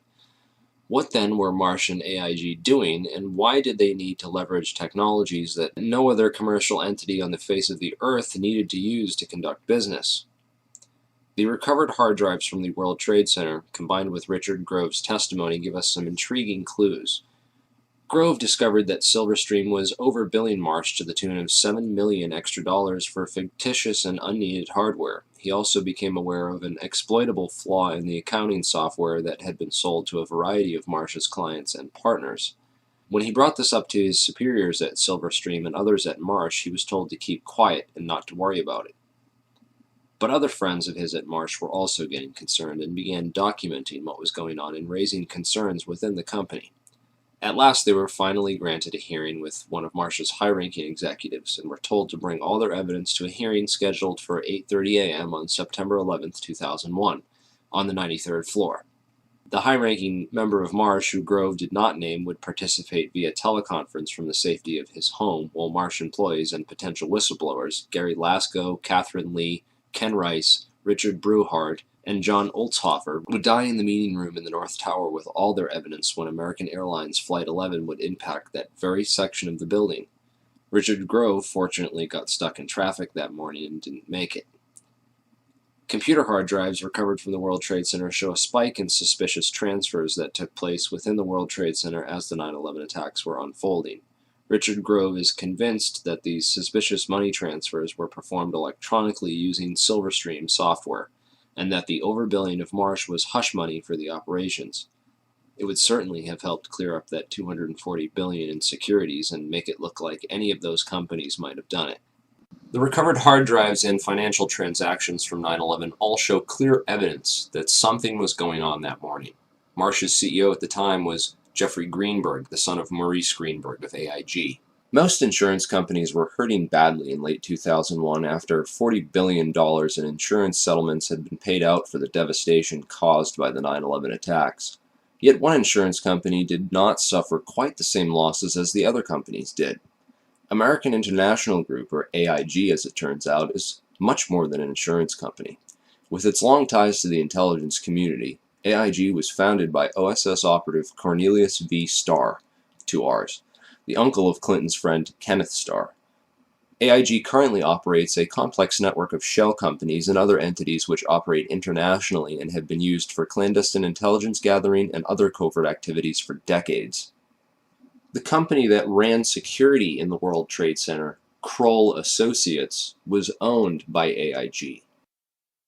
The CEO of AIG on 9/11 was a guy named Maurice Greenberg, who was actually nominated for the position of Director of Central Intelligence after he authored a report for the Council on Foreign Relations, of which he's a high-ranking member, where he advocated that FBI and Drug Enforcement Agency agents operating abroad should not be allowed to act independently of either the ambassador or the CIA, lest pursuit of evidence or individuals for prosecution cause major foreign policy problems or complicate ongoing intelligence and diplomatic activities.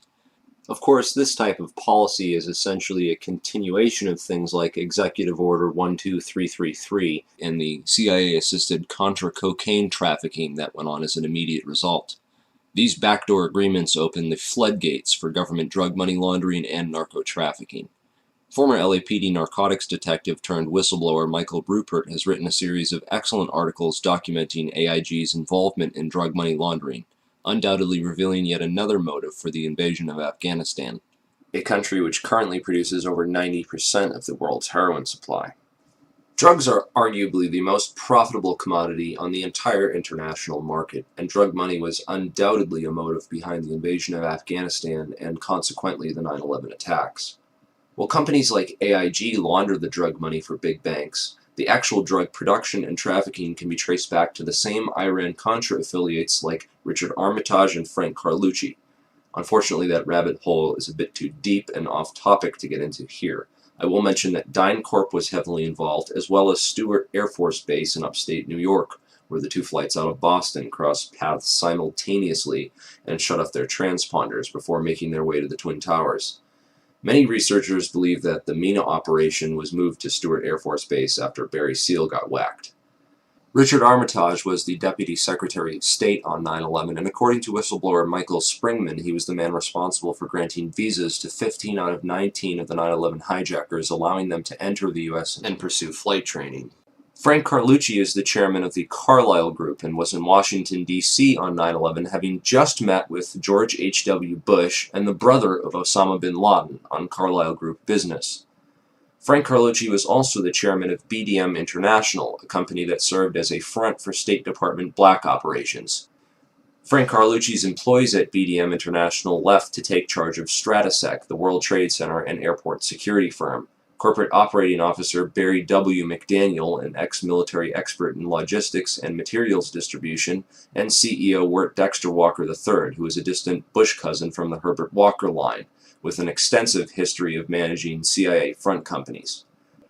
Marvin Bush, the president's brother, was also a board member at Stratesec. Although Stratesec maintained contracts for security upgrades which were set to expire on September 11, 2001, they were not the company officially charged with World Trade Center security. This role was assigned to a risk management firm called Kroll Associates. Kroll's chairman, Jerome Hauer, was a longtime personal friend of ex-FBI counterterrorism expert John O'Neill and was responsible for O'Neill's appointment as head of security for the World Trade Center just a few days prior to the 9/11 attacks. O'Neill is the world's leading expert on Osama bin Laden and al-Qaeda and was a potential 9/11 whistleblower with hard evidence of White House complicity in the protection and shielding of the 9/11 hijackers from all means of federal investigation. Al-Qaeda hijacking suspects were flagged by the Able Danger terrorist tracking program, which was also shut down by the White House. Able Danger whistleblower Anthony Schaefer claims the U.S. government destroyed over 6 terabytes of data related to Able Danger, which he also claims identified 9/11 ringleader Mohammed Atta as early as February of 2000. Those atop the chain of command in the White House, military, and intelligence establishment deliberately ignored all the warning signs of an impending attack. A clever strategy of plausible deniability which also served to portray those in charge as incompetent rather than complicit. In every major head throughout the chain of command on 9/11, from NORAD to the military, we see a repeated theme of complicity through negligence or incompetence. After 9/11, failure and incompetence was rewarded and whistleblowers were silenced. Combined with the fact that 6 corporations control 90% of the media and CIA operations like Mockingbird admit to taking over and subverting our U.S. media, we can understand how such a big lie could have been kept from the American public for so long. But if you stop and take the time to do your research, you'll find all the evidence is there, hidden beneath a mountain of disinfo and lies. It's been 10 years since 9/11 happened, and we are left with hundreds, if not thousands, of unanswered questions about the 9/11 attacks. A transparently fraudulent 9/11 Commission report, which purposely failed to even mention the collapse of World Trade Center 7, and a host of ridiculous, so-called debunking websites, forums, and other literature, which have done absolutely nothing over the past 10 years to debunk anything other than cleverly selected strawman arguments, and have failed to stem the constant flow of new 9/11 information, which researchers have been uncovering and bringing out to the public. Instead, they continue to label truth seekers, including family members of people who died on 9/11, as conspiracy theorists, and devise clever propaganda designed to prevent the general public from looking any further into the evidence or the actual claims of the so-called conspiracy theorists. In this video, we will take a deeper look into the so-called investigations, which have provided us with the official story, and why they deserve a more thorough examination. The Bush administration stalled government investigations into 9/11 for over 400 days. A week after 9/11, letters containing anthrax spores were mailed to several news media offices and 2 senators who were perhaps a bit too vocal about opening an official investigation into 9/11. The anthrax used in the attacks was identified as an Ames strain, which means it had to have come from the U.S. Army Medical Research Institute of Infectious Diseases at Fort Detrick, Maryland. A member of that institute, Jerome Hauer, managed the National Institute of Health response to the anthrax attacks. Coincidentally, Hauer also warned the White House to start taking Cipro, an antibiotic which is effective against anthrax, a week before the attacks. Jerome Hauer also happened to be a managing director at Kroll Associates, which ran security at the World Trade Center up until the weekend before 9/11, when that role was personally handed off by Hauer to FBI agent John O'Neill, who would later die in the attacks, drawing strong suspicion that he was set up due to his knowledge of Al-Qaeda and the 9/11 hijackers, whom he was blocked from investigating while he was working at the FBI. In January 2002, President Bush personally asked Senate Majority Leader Tom Daschle to limit the congressional investigation into the events of September 11th. The Bush administration only formed the 9/11 Commission after being prodded by the victims' families, who lobbied Congress for over a year to open the investigations. When the Bush administration finally did open a 9/11 investigation, it was described by some members as set up to fail. The President has said only a minority of the Commission can see a minority of the documents, and then they have to clear what they're going to say to the rest of the Commission with the White House. If you're one of those 4 that gets to see these documents, would that change your opinion? No. They don't want any more eyeballs to see their documents than they can possibly get away with. It's a scam. It's absolutely disgusting.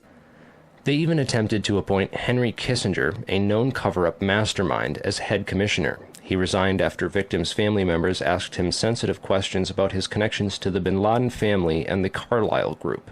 Philip Zelikow wrote the conclusions for the report before the investigation ever began, and even then any areas which did not support the official story were neither mentioned nor investigated by the 9/11 Commission.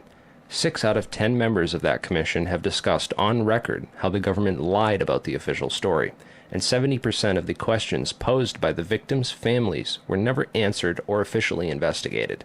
It's important to look at what happened to the evidence from 9/11. The day of 9/11, most of the FBI was in Monterey, California on an agency retreat. Let's go to our State Department correspondent, Andrea Mitchell. Andrea, what can you tell us? Well, this from the FBI. The State Department has been evacuated. There was a meeting going on in the Operations Center. Other top officials were in the Situation Room at the White House. Colin Powell is in Bogota, Colombia, on a 2-day trip. But this very interesting information, Katie, Matt, and Tom, from the FBI, they had been operating a massive exercise from their hostage rescue unit. All of their top teams, about 50 personnel, helicopters, equipment, were in Monterey, California for the last 2 days, scheduled to fly back today commercially. So all of those people are out of place. It's fair to say, according to sources that we've talked to here at NBC, that the FBI rescue operations and other FBI operations are really in chaos right now because they can't reach their officials in New York.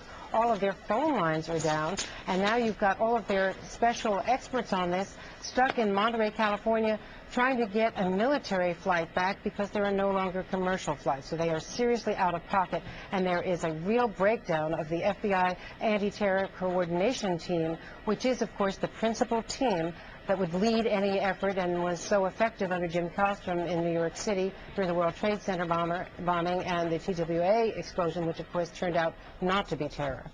Andrea, is the State Department... This was essential for keeping the more experienced and honest members of the agency as far away from the crime scene as possible, while other agency insiders could be assigned to the investigations before their counterparts returned. Federal authorities such as FEMA and the CIA took immediate control over the crime scene and began whisking away evidence that very same night. Turner Construction, one of the primary contractors at Ground Zero, occupied the 38th floor of the North Tower and was involved in performing the fireproofing upgrades inside the towers. It has been noted that these upgrades were completed in the 3 years before 9/11 on floors that match up almost identically to the floors of impact and failure on 9/11. Once the cleanup was fully coordinated, the operations were consolidated under the control of 2 primary contractors, AMEC Construction Management and Bovis Lend-Lease. These are the 2 companies that were originally assigned to the areas of Ground Zero that included the North Tower, AMEC, and the South Tower, Bovis. A truly surprising fact is that at the time of the attacks on 9/11, AMEC had just completed a $258 million refurbishment of Wedge 1 of the Pentagon, which is exactly where American Airlines Flight 77 impacted that building.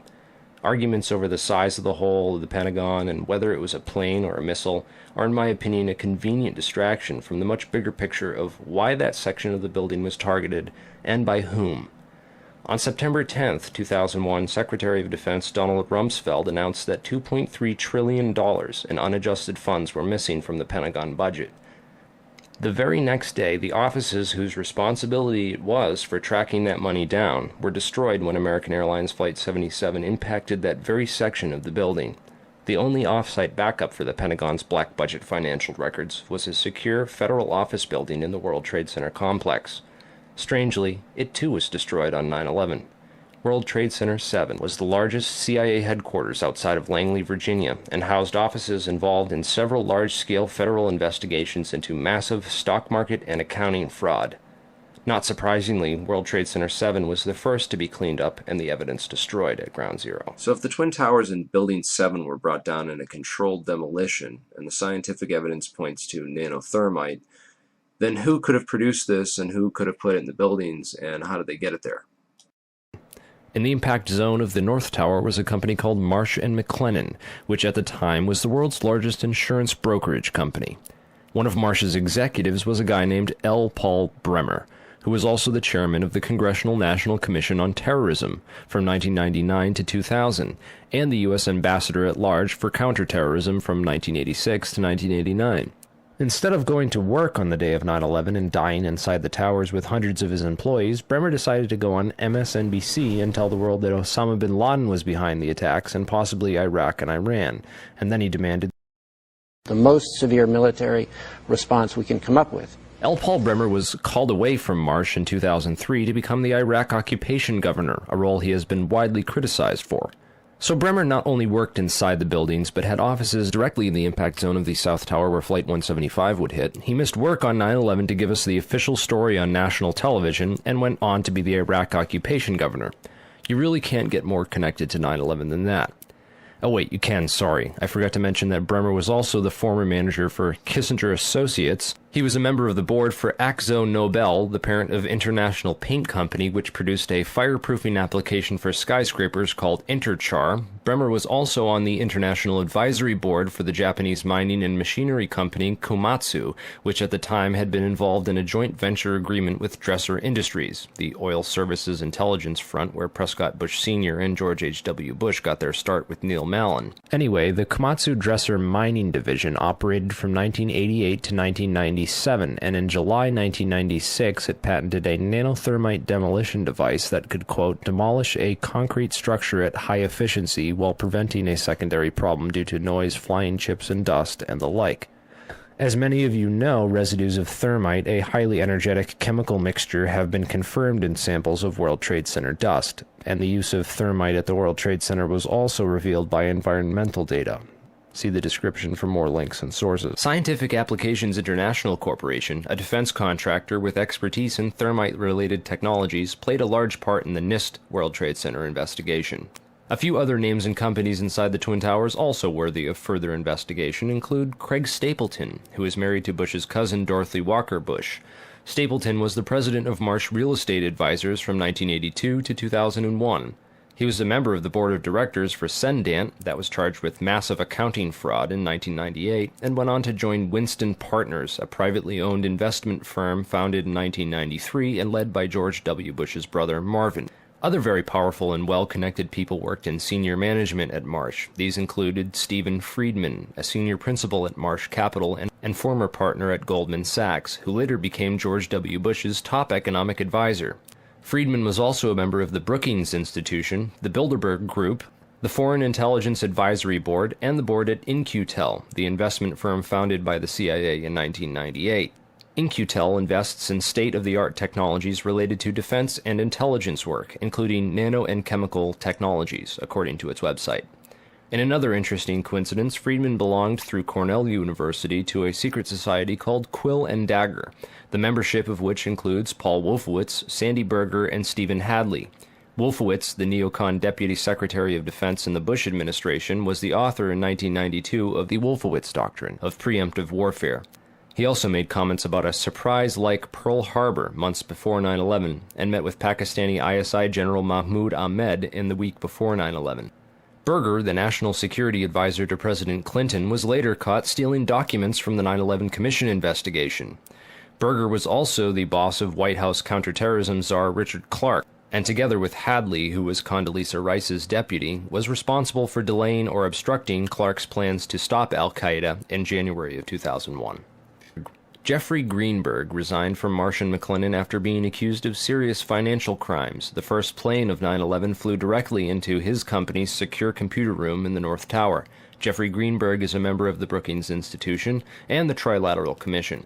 Jeffrey Greenberg rose quickly through management at Marsh, having come there directly from AIG in 1995, and then becoming CEO just 4 years later. At Brookings, Greenberg hobnobbed with Lee Hamilton, co-chair of the 9/11 Commission. There's also Jim Pierce, another Bush cousin, who was managing director of Aon Corporation, who, according to the NIST report, modified unknown sections of Floor 83 in the South Tower in 1997. Jim Pierce had arranged a meeting on the 105th floor of the South Tower for that morning. Pierce survived that day, despite the fact that 12 people came to the meeting in the South Tower and 11 of them died. The location of the meeting had been changed the night before to the Millennium Hotel, where Pierce watched the South Tower as it was hit by the aircraft. Apparently, the meeting attendees were not all notified of the change in location. Another interesting character is Joseph Kaspudes, of Baseline Financial Service, which occupied the impact zone of the South Tower on floors 77 and 78, where United Airlines 175 impacted. Kaspudes has a history of being well connected to the highest levels of government, as well as to the defense and intelligence industries. Kaspudes worked from 1972 to 1977 for the U.S. Department of Commerce and Defense. He was also the deputy director of Nixon's White House task force that dealt with the Arab oil embargo of 1973, and was instrumental in the creation of the Department of Energy. Kaspudes went on to run a large corporation called Primark that had offices in both towers on 9/11.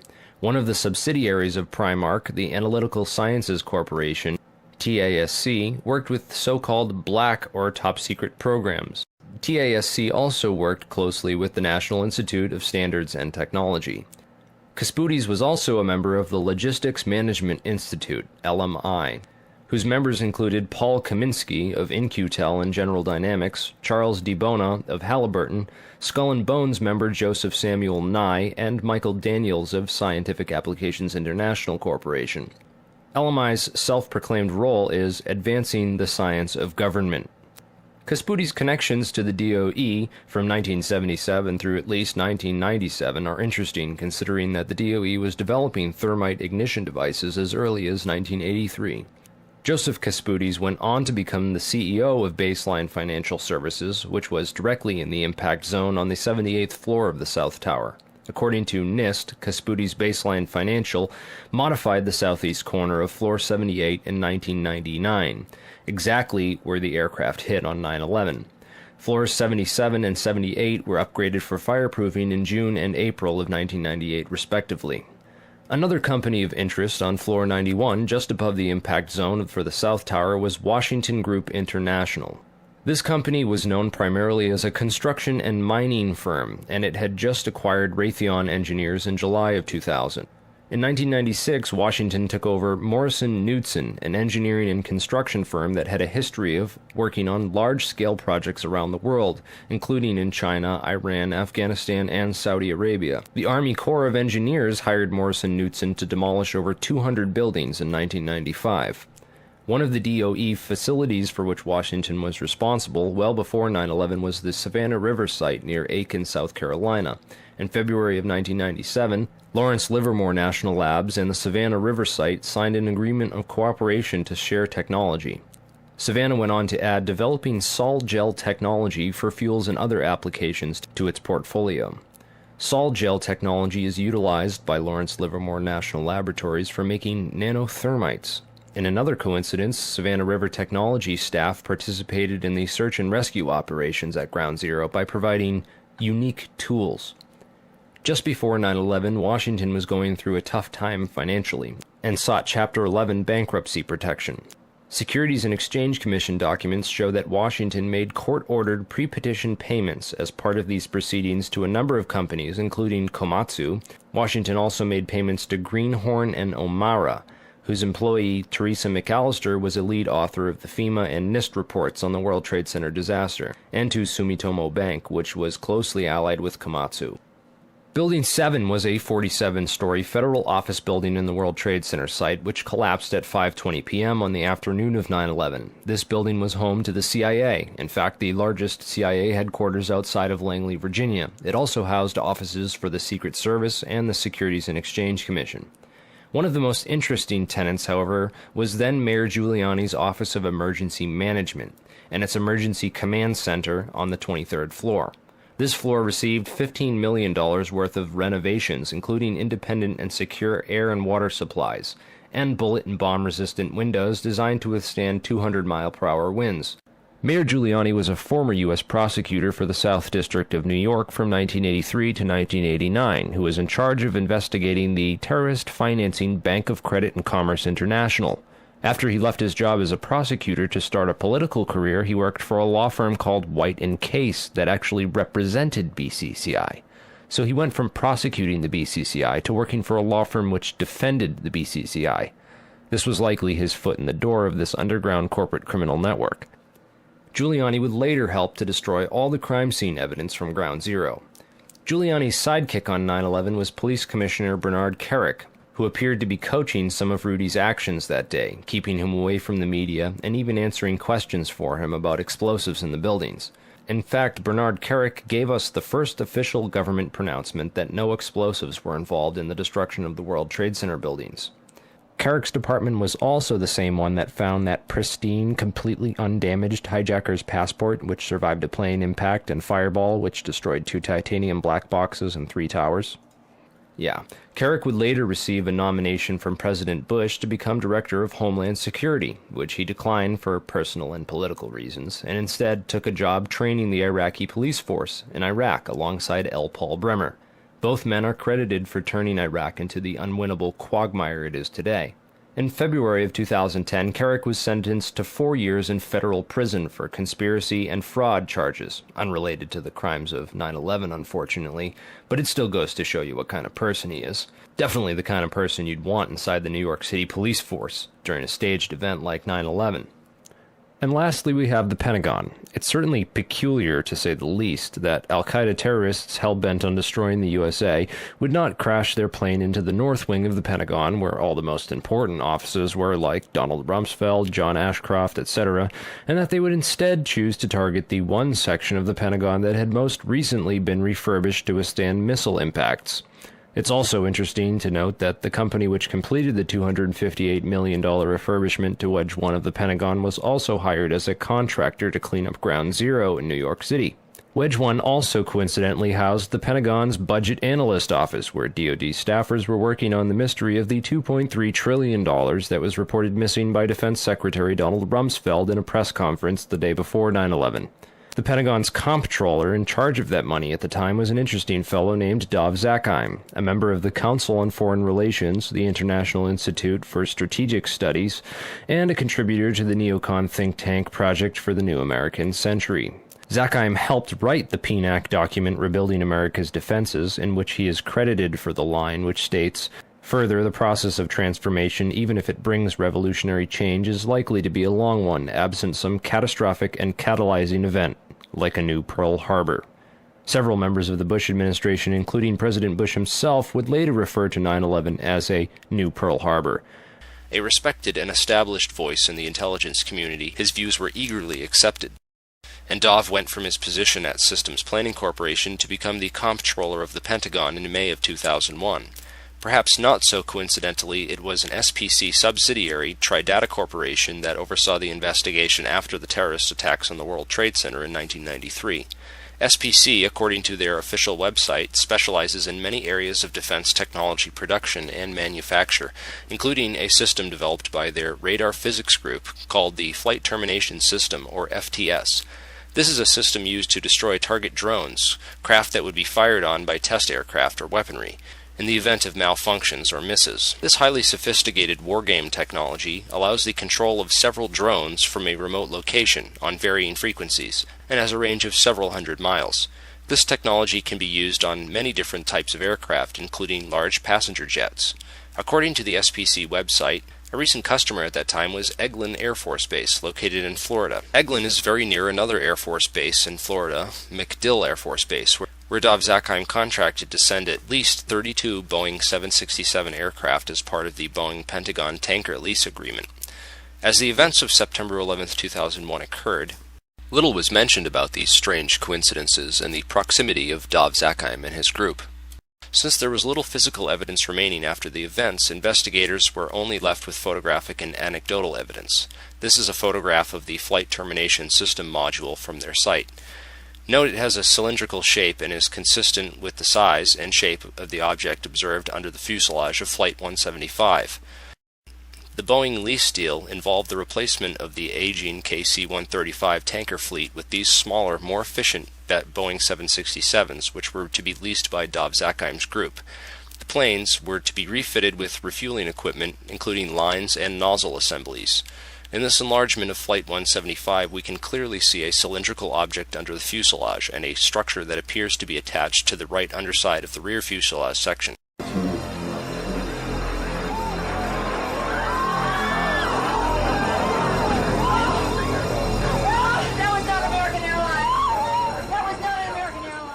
When seen in comparison, it is obvious that the plane approaching the Trade Center has both these structures, the FTS module, and the mid-air refueling equipment, as configured on the modified Boeing 767 tankers. Of particular interest is the long tube-like anomalous structure under the rear fuselage area of 175. This structure runs along the right rear bottom of the plane. The equipment attached to the underside of the plane which hit the World Trade Center is identical in every single way to the Boeing 767s issued by Dov Zakheim. Whoa, whoa, whoa. Bring it back. The video you're watching now came from Loose Change First Edition. Did you catch that? It appears to show the FTS pod self-destructing just before impact.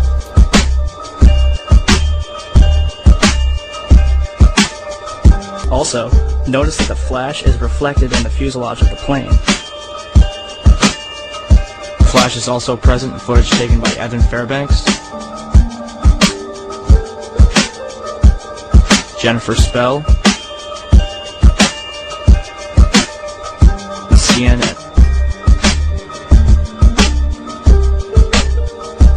Al-Qaeda certainly couldn't have added this equipment at Logan International Airport. And even if they did, the flight crew would have noticed it. So where did this plane come from? Another interesting piece of 9/11 evidence is the last 12 seconds of UA-175. Since every amateur videographer in New York City had their cameras pointed up at the burning Tower 1, the second plane strike was filmed from nearly every conceivable angle. Expert analysis of this plane leads to some startling revelations. First, there is the expertly controlled flight characteristics of this plane. During its last 12 seconds of flight, UA-175 made a single corrective maneuver so perfectly timed and executed that it's unlikely it was piloted by human hands. One of the things that jumped out at me when I looked at the footage of the video of Flight 175 as it went into the World Trade Center is it appeared to me that there was something on the under fuselage of that aircraft that did not belong there, at least not with a commercial airliner. Now, I'll tell you where I have seen attachments that look like that on military aircraft. So the question we have to answer now is, was that the commercial airliner that hit the World Trade Center, or possibly was it an aircraft that looked very similar but was a military type airplane? All the recorded sources, all the different photographic evidence that was produced by CNN and ABC, they all show this pod. It's there. You can see it with your own eyes. And in my professional opinion, that there was a pod attached to the bottom of that aircraft, and therefore it was not United Airlines Flight 175. If you take a careful look at the flight paths of American Airlines 11 and UA-175, the two flights that took off from Boston's Logan Airport and crashed into the Twin Towers, you'll find a major clue. Not only did both these planes cross paths directly over Stewart Air Force Base, but they did so at the exact same time.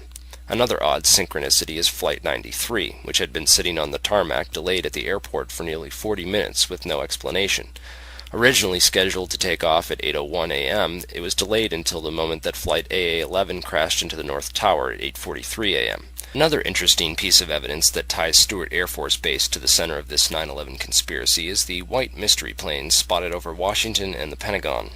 Through careful investigation, we've been able to map out the flight paths of these two ominous aircraft, which have been identified as E-4Bs, a type of aircraft that the military uses as mobile command posts. What concerns me is that both of these aircraft took off from and landed at Stewart Air Force Base.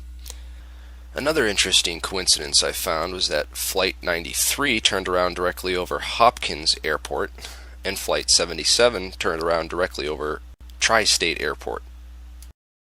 Webster Tarpley has done some of the most thorough research into the wargame exercises that were taking place on the day of 9/11. But this white mystery plane, the Doomsday plane, what was it doing over the Pentagon and the White House on 9/11? Who was flying in that plane? What were they doing?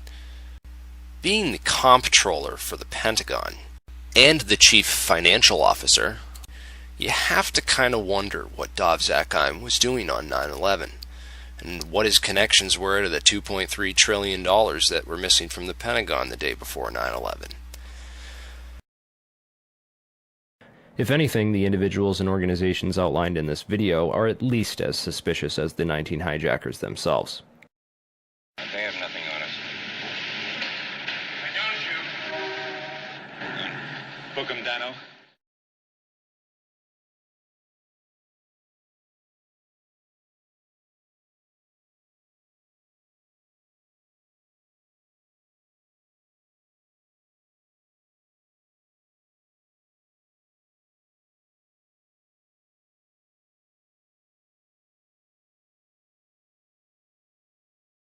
Why did the United States attack Libya, Iraq, Afghanistan, and Yemen?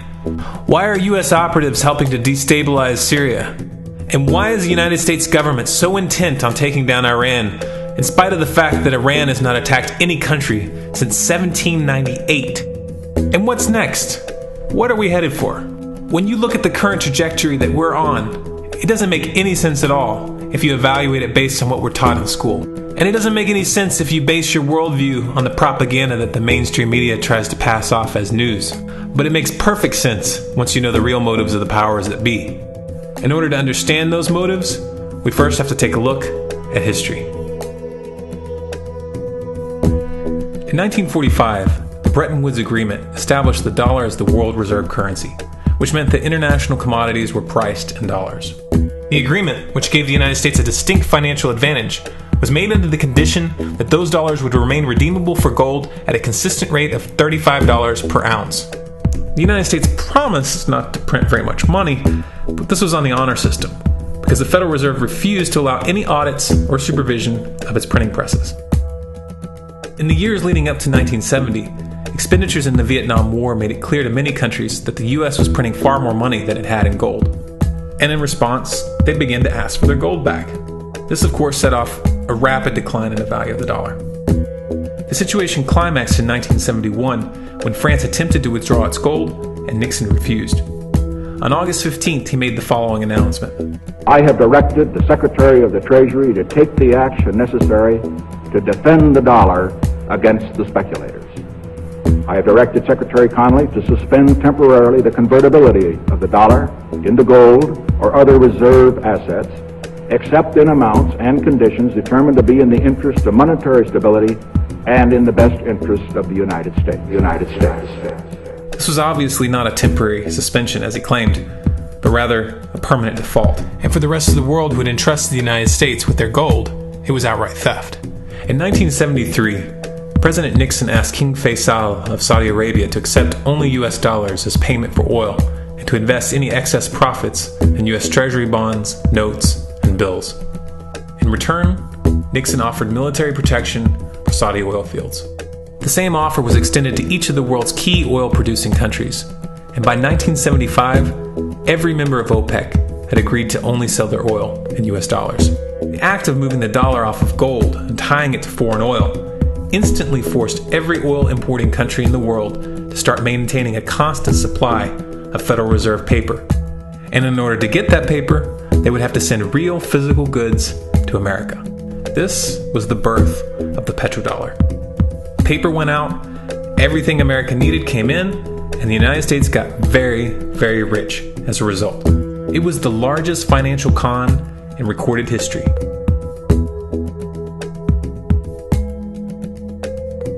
The arms race of the Cold War was a game of poker. Military expenditures were the chips, and the US had an endless supply of chips. With the petrodollar under its belt, it was able to raise the stakes higher and higher, outspending every other country on the planet, until eventually US military expenditures surpassed that of all other nations in the world combined. The Soviet Union never had a chance. The collapse of the communist bloc in 1991 removed the last counterbalance to American military might. The United States was now an undisputed superpower with no rival. Many hoped that this would mark the beginning of a new era of peace and stability. Unfortunately, there were those in high places who had other ideas. Within that same year, the US invaded Iraq in the first Gulf War.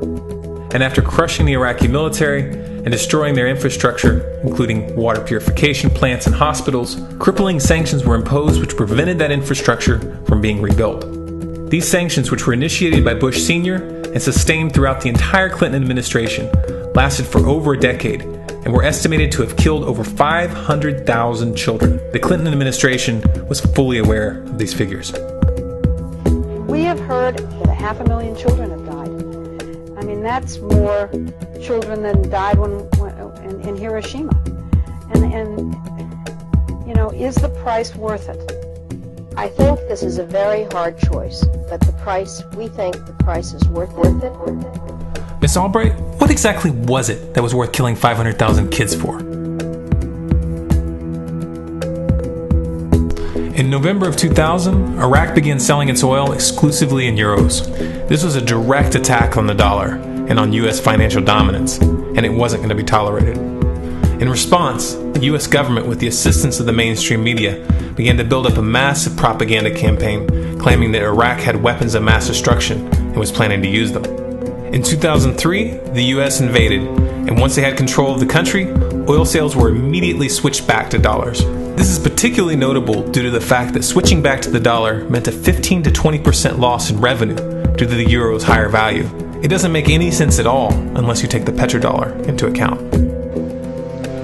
So I came back to see him a few weeks later, and by that time we were bombing in Afghanistan. I said, "Are we still going to war with Iraq?" And he said, "Oh, it's worse than that." He said, he reached over on his desk, he picked up a piece of paper, and he said, I just got this down from upstairs, meaning the Secretary of Defense's office today, and he said, "This is a memo that describes how we're going to take out 7 countries in 5 years, starting with Iraq, and then Syria, Lebanon, Libya, Somalia, Sudan, and finishing off Iran. Let's take a look at the events of the past decade and see if you see a pattern. In Libya, Gaddafi was in the process of organizing a bloc of African countries to create a gold-based currency called the dinar, which they intended to use to replace the dollar in that region. US and NATO forces helped destabilize and topple the Libyan government in 2011, and after taking control of the region, US armed rebels executed Gaddafi in cold blood and immediately set up the Libyan Central Bank. Iran has been actively campaigning to pull oil sales off of the dollar for some time now, and it has recently secured agreements to begin trading its oil in exchange for gold. In response, the US government, with mainstream media assistance, has been attempting to build international support for military strikes on the pretext of preventing Iran from building a nuclear weapon. In the meantime, they established sanctions which US officials openly admit are aimed at causing a collapse of the Iranian economy. Syria is Iran's closest ally, and they are bound by mutual defense agreements. The country is currently in the process of being destabilized with covert assistance from NATO, and though Russia and China have warned the United States not to get involved, the White House has made statements within the past month indicating that they are considering military intervention. It should be clear that military intervention in Syria and Iran isn't being considered. It's a foregone conclusion. just as it was in Iraq and Libya. The U.S. is actively working to create the context which gives them the diplomatic cover to do what they already have planned. The motive for these invasions and covert actions becomes clear when we look at them in their full context and connect the dots. Those who control the United States understand that even if a few countries begin to sell their oil in another currency, it will set off a chain reaction and the dollar will collapse. They understand that there is absolutely nothing else holding up the value of the dollar at this point, and so does the rest of the world. But rather than accepting the fact that the dollar is nearing the end of its lifespan, the powers that be have made a calculated gambit. They have decided to use the brute force of the U.S. military to crush each and every resistant state in the Middle East and Africa. That in itself would be bad enough, but what you need to understand is that this is not going to end with Iran. China and Russia have stated publicly and on no uncertain terms that they will not tolerate an attack on Iran or Syria. Iran is one of their key allies, one of the last independent oil producers in the region, and they understand that if Iran falls, then they will have no way to escape the dollar without going to war. And yet the United States is pushing forward in spite of the warnings. What we are witnessing here is a trajectory that leads straight to the unthinkable. It's a trajectory that was mapped out years ago in full awareness of the human consequences. But who was it that put us on this course? What kind of psychopath is willing to intentionally set off a global conflict that will lead to millions of deaths just to protect the value of a paper currency? It obviously isn't the president. The decision to invade Libya, Syria, and Iran was made long before Obama had risen to the national spotlight. And yet, he's carrying out his duty just like the puppets that preceded him. So who is it that pulls the strings? Often the best answer to questions like this are found by asking another question. Qui bono? Who benefits? Obviously, those who have the power to print the dollar out of thin air have the most to lose if the dollar were to fall. And since 1913, that power has been held by the Federal Reserve. The Federal Reserve is a private entity owned by a conglomerate of the most powerful banks in the world. And the men who control those banks are the ones who pull the strings. To them, this is just a game. Your life and the lives of those you love are just pawns on their chessboard. And like a spoiled 4-year-old who tips the board onto the floor when they start to lose, the powers that be are willing to start World War III to keep control of the global financial system. Remember that when these wars extend and accelerate. Remember that when your son or your neighbor's son comes back home in a flag-draped coffin. Remember that when they point the finger at the new boogeyman, because the madmen who are running this show will take this as far as you allow them to. So how much time do we have left? It's a question I hear constantly, but it's the wrong question. Asking how much time we have left is a passive posture. It's the attitude of a prisoner who's waiting to be taken out to a ditch and shot in the back of the head. What are our chances? Can we change course? Also the wrong question. The odds don't matter anymore. If you understand what we're facing, then you have a moral responsibility to do everything in your power to alter the course that we're on, regardless of the odds. It's only when you stop basing your involvement on the chances of success that success actually becomes possible. To strip the ill-begotten power from the financial elites and to bring these criminal cartels to justice will require nothing less than a revolution. The government is not going to save us. The government is completely infiltrated and corrupt to the core. Looking to them for a solution at this point is utterly naive. There are 3 stages of revolution, and they are sequential. Stage 1 is already underway. Stage 1 is the ideological resistance. In this stage, we have to actively work to wake up as many people as possible about what is happening and the direction we're headed. All revolutions originate from a shift in the mindset of the population, and no other meaningful resistance is possible without it. Success in this stage of the game can be measured by the contagion of ideas. When an idea reaches critical mass, it begins to spread on its own and seeps into all levels of society. In order to achieve that contagion, we need more people in this fight. We need more people speaking out, making videos, writing articles, getting this information onto the national and international stage. And we especially need to reach the police and the military. Stage 2 is civil disobedience, also known as nonviolent resistance. In this stage, you put your money where your mouth is, or more accurately, you withhold your money and your obedience from the government, and you do everything in your power to bring the gears of the state to a halt. Practiced in mass, this method alone is often enough to bring a regime to its knees. However, if you fail at this stage, Stage 3 is inevitable. Stage 3 is direct physical resistance. Direct physical resistance is the last resort. and it should be avoided and delayed as long as possible, and it should only be invoked after all other options have been thoroughly exhausted. There are those who talk tough and claim that they will resist when the time comes, but what those people fail to realize is that if you are inactive during the first two stages and save your efforts for the last resistance, then you will fail. When the Nazis were moving door to door, dragging people out of their homes in Germany, that was the time to fight back physically. But due to the lack of ideological resistance and civil disobedience leading up to that moment, even an armed uprising would have likely failed at that point. An armed uprising can only succeed if the people have established an attitude of active resistance. And active resistance is only possible after their minds have broken free from the mainstream propaganda. If you want to fight back, it's now or never. You're not going to get another chance, and the stakes are far higher than they were in Nazi Germany.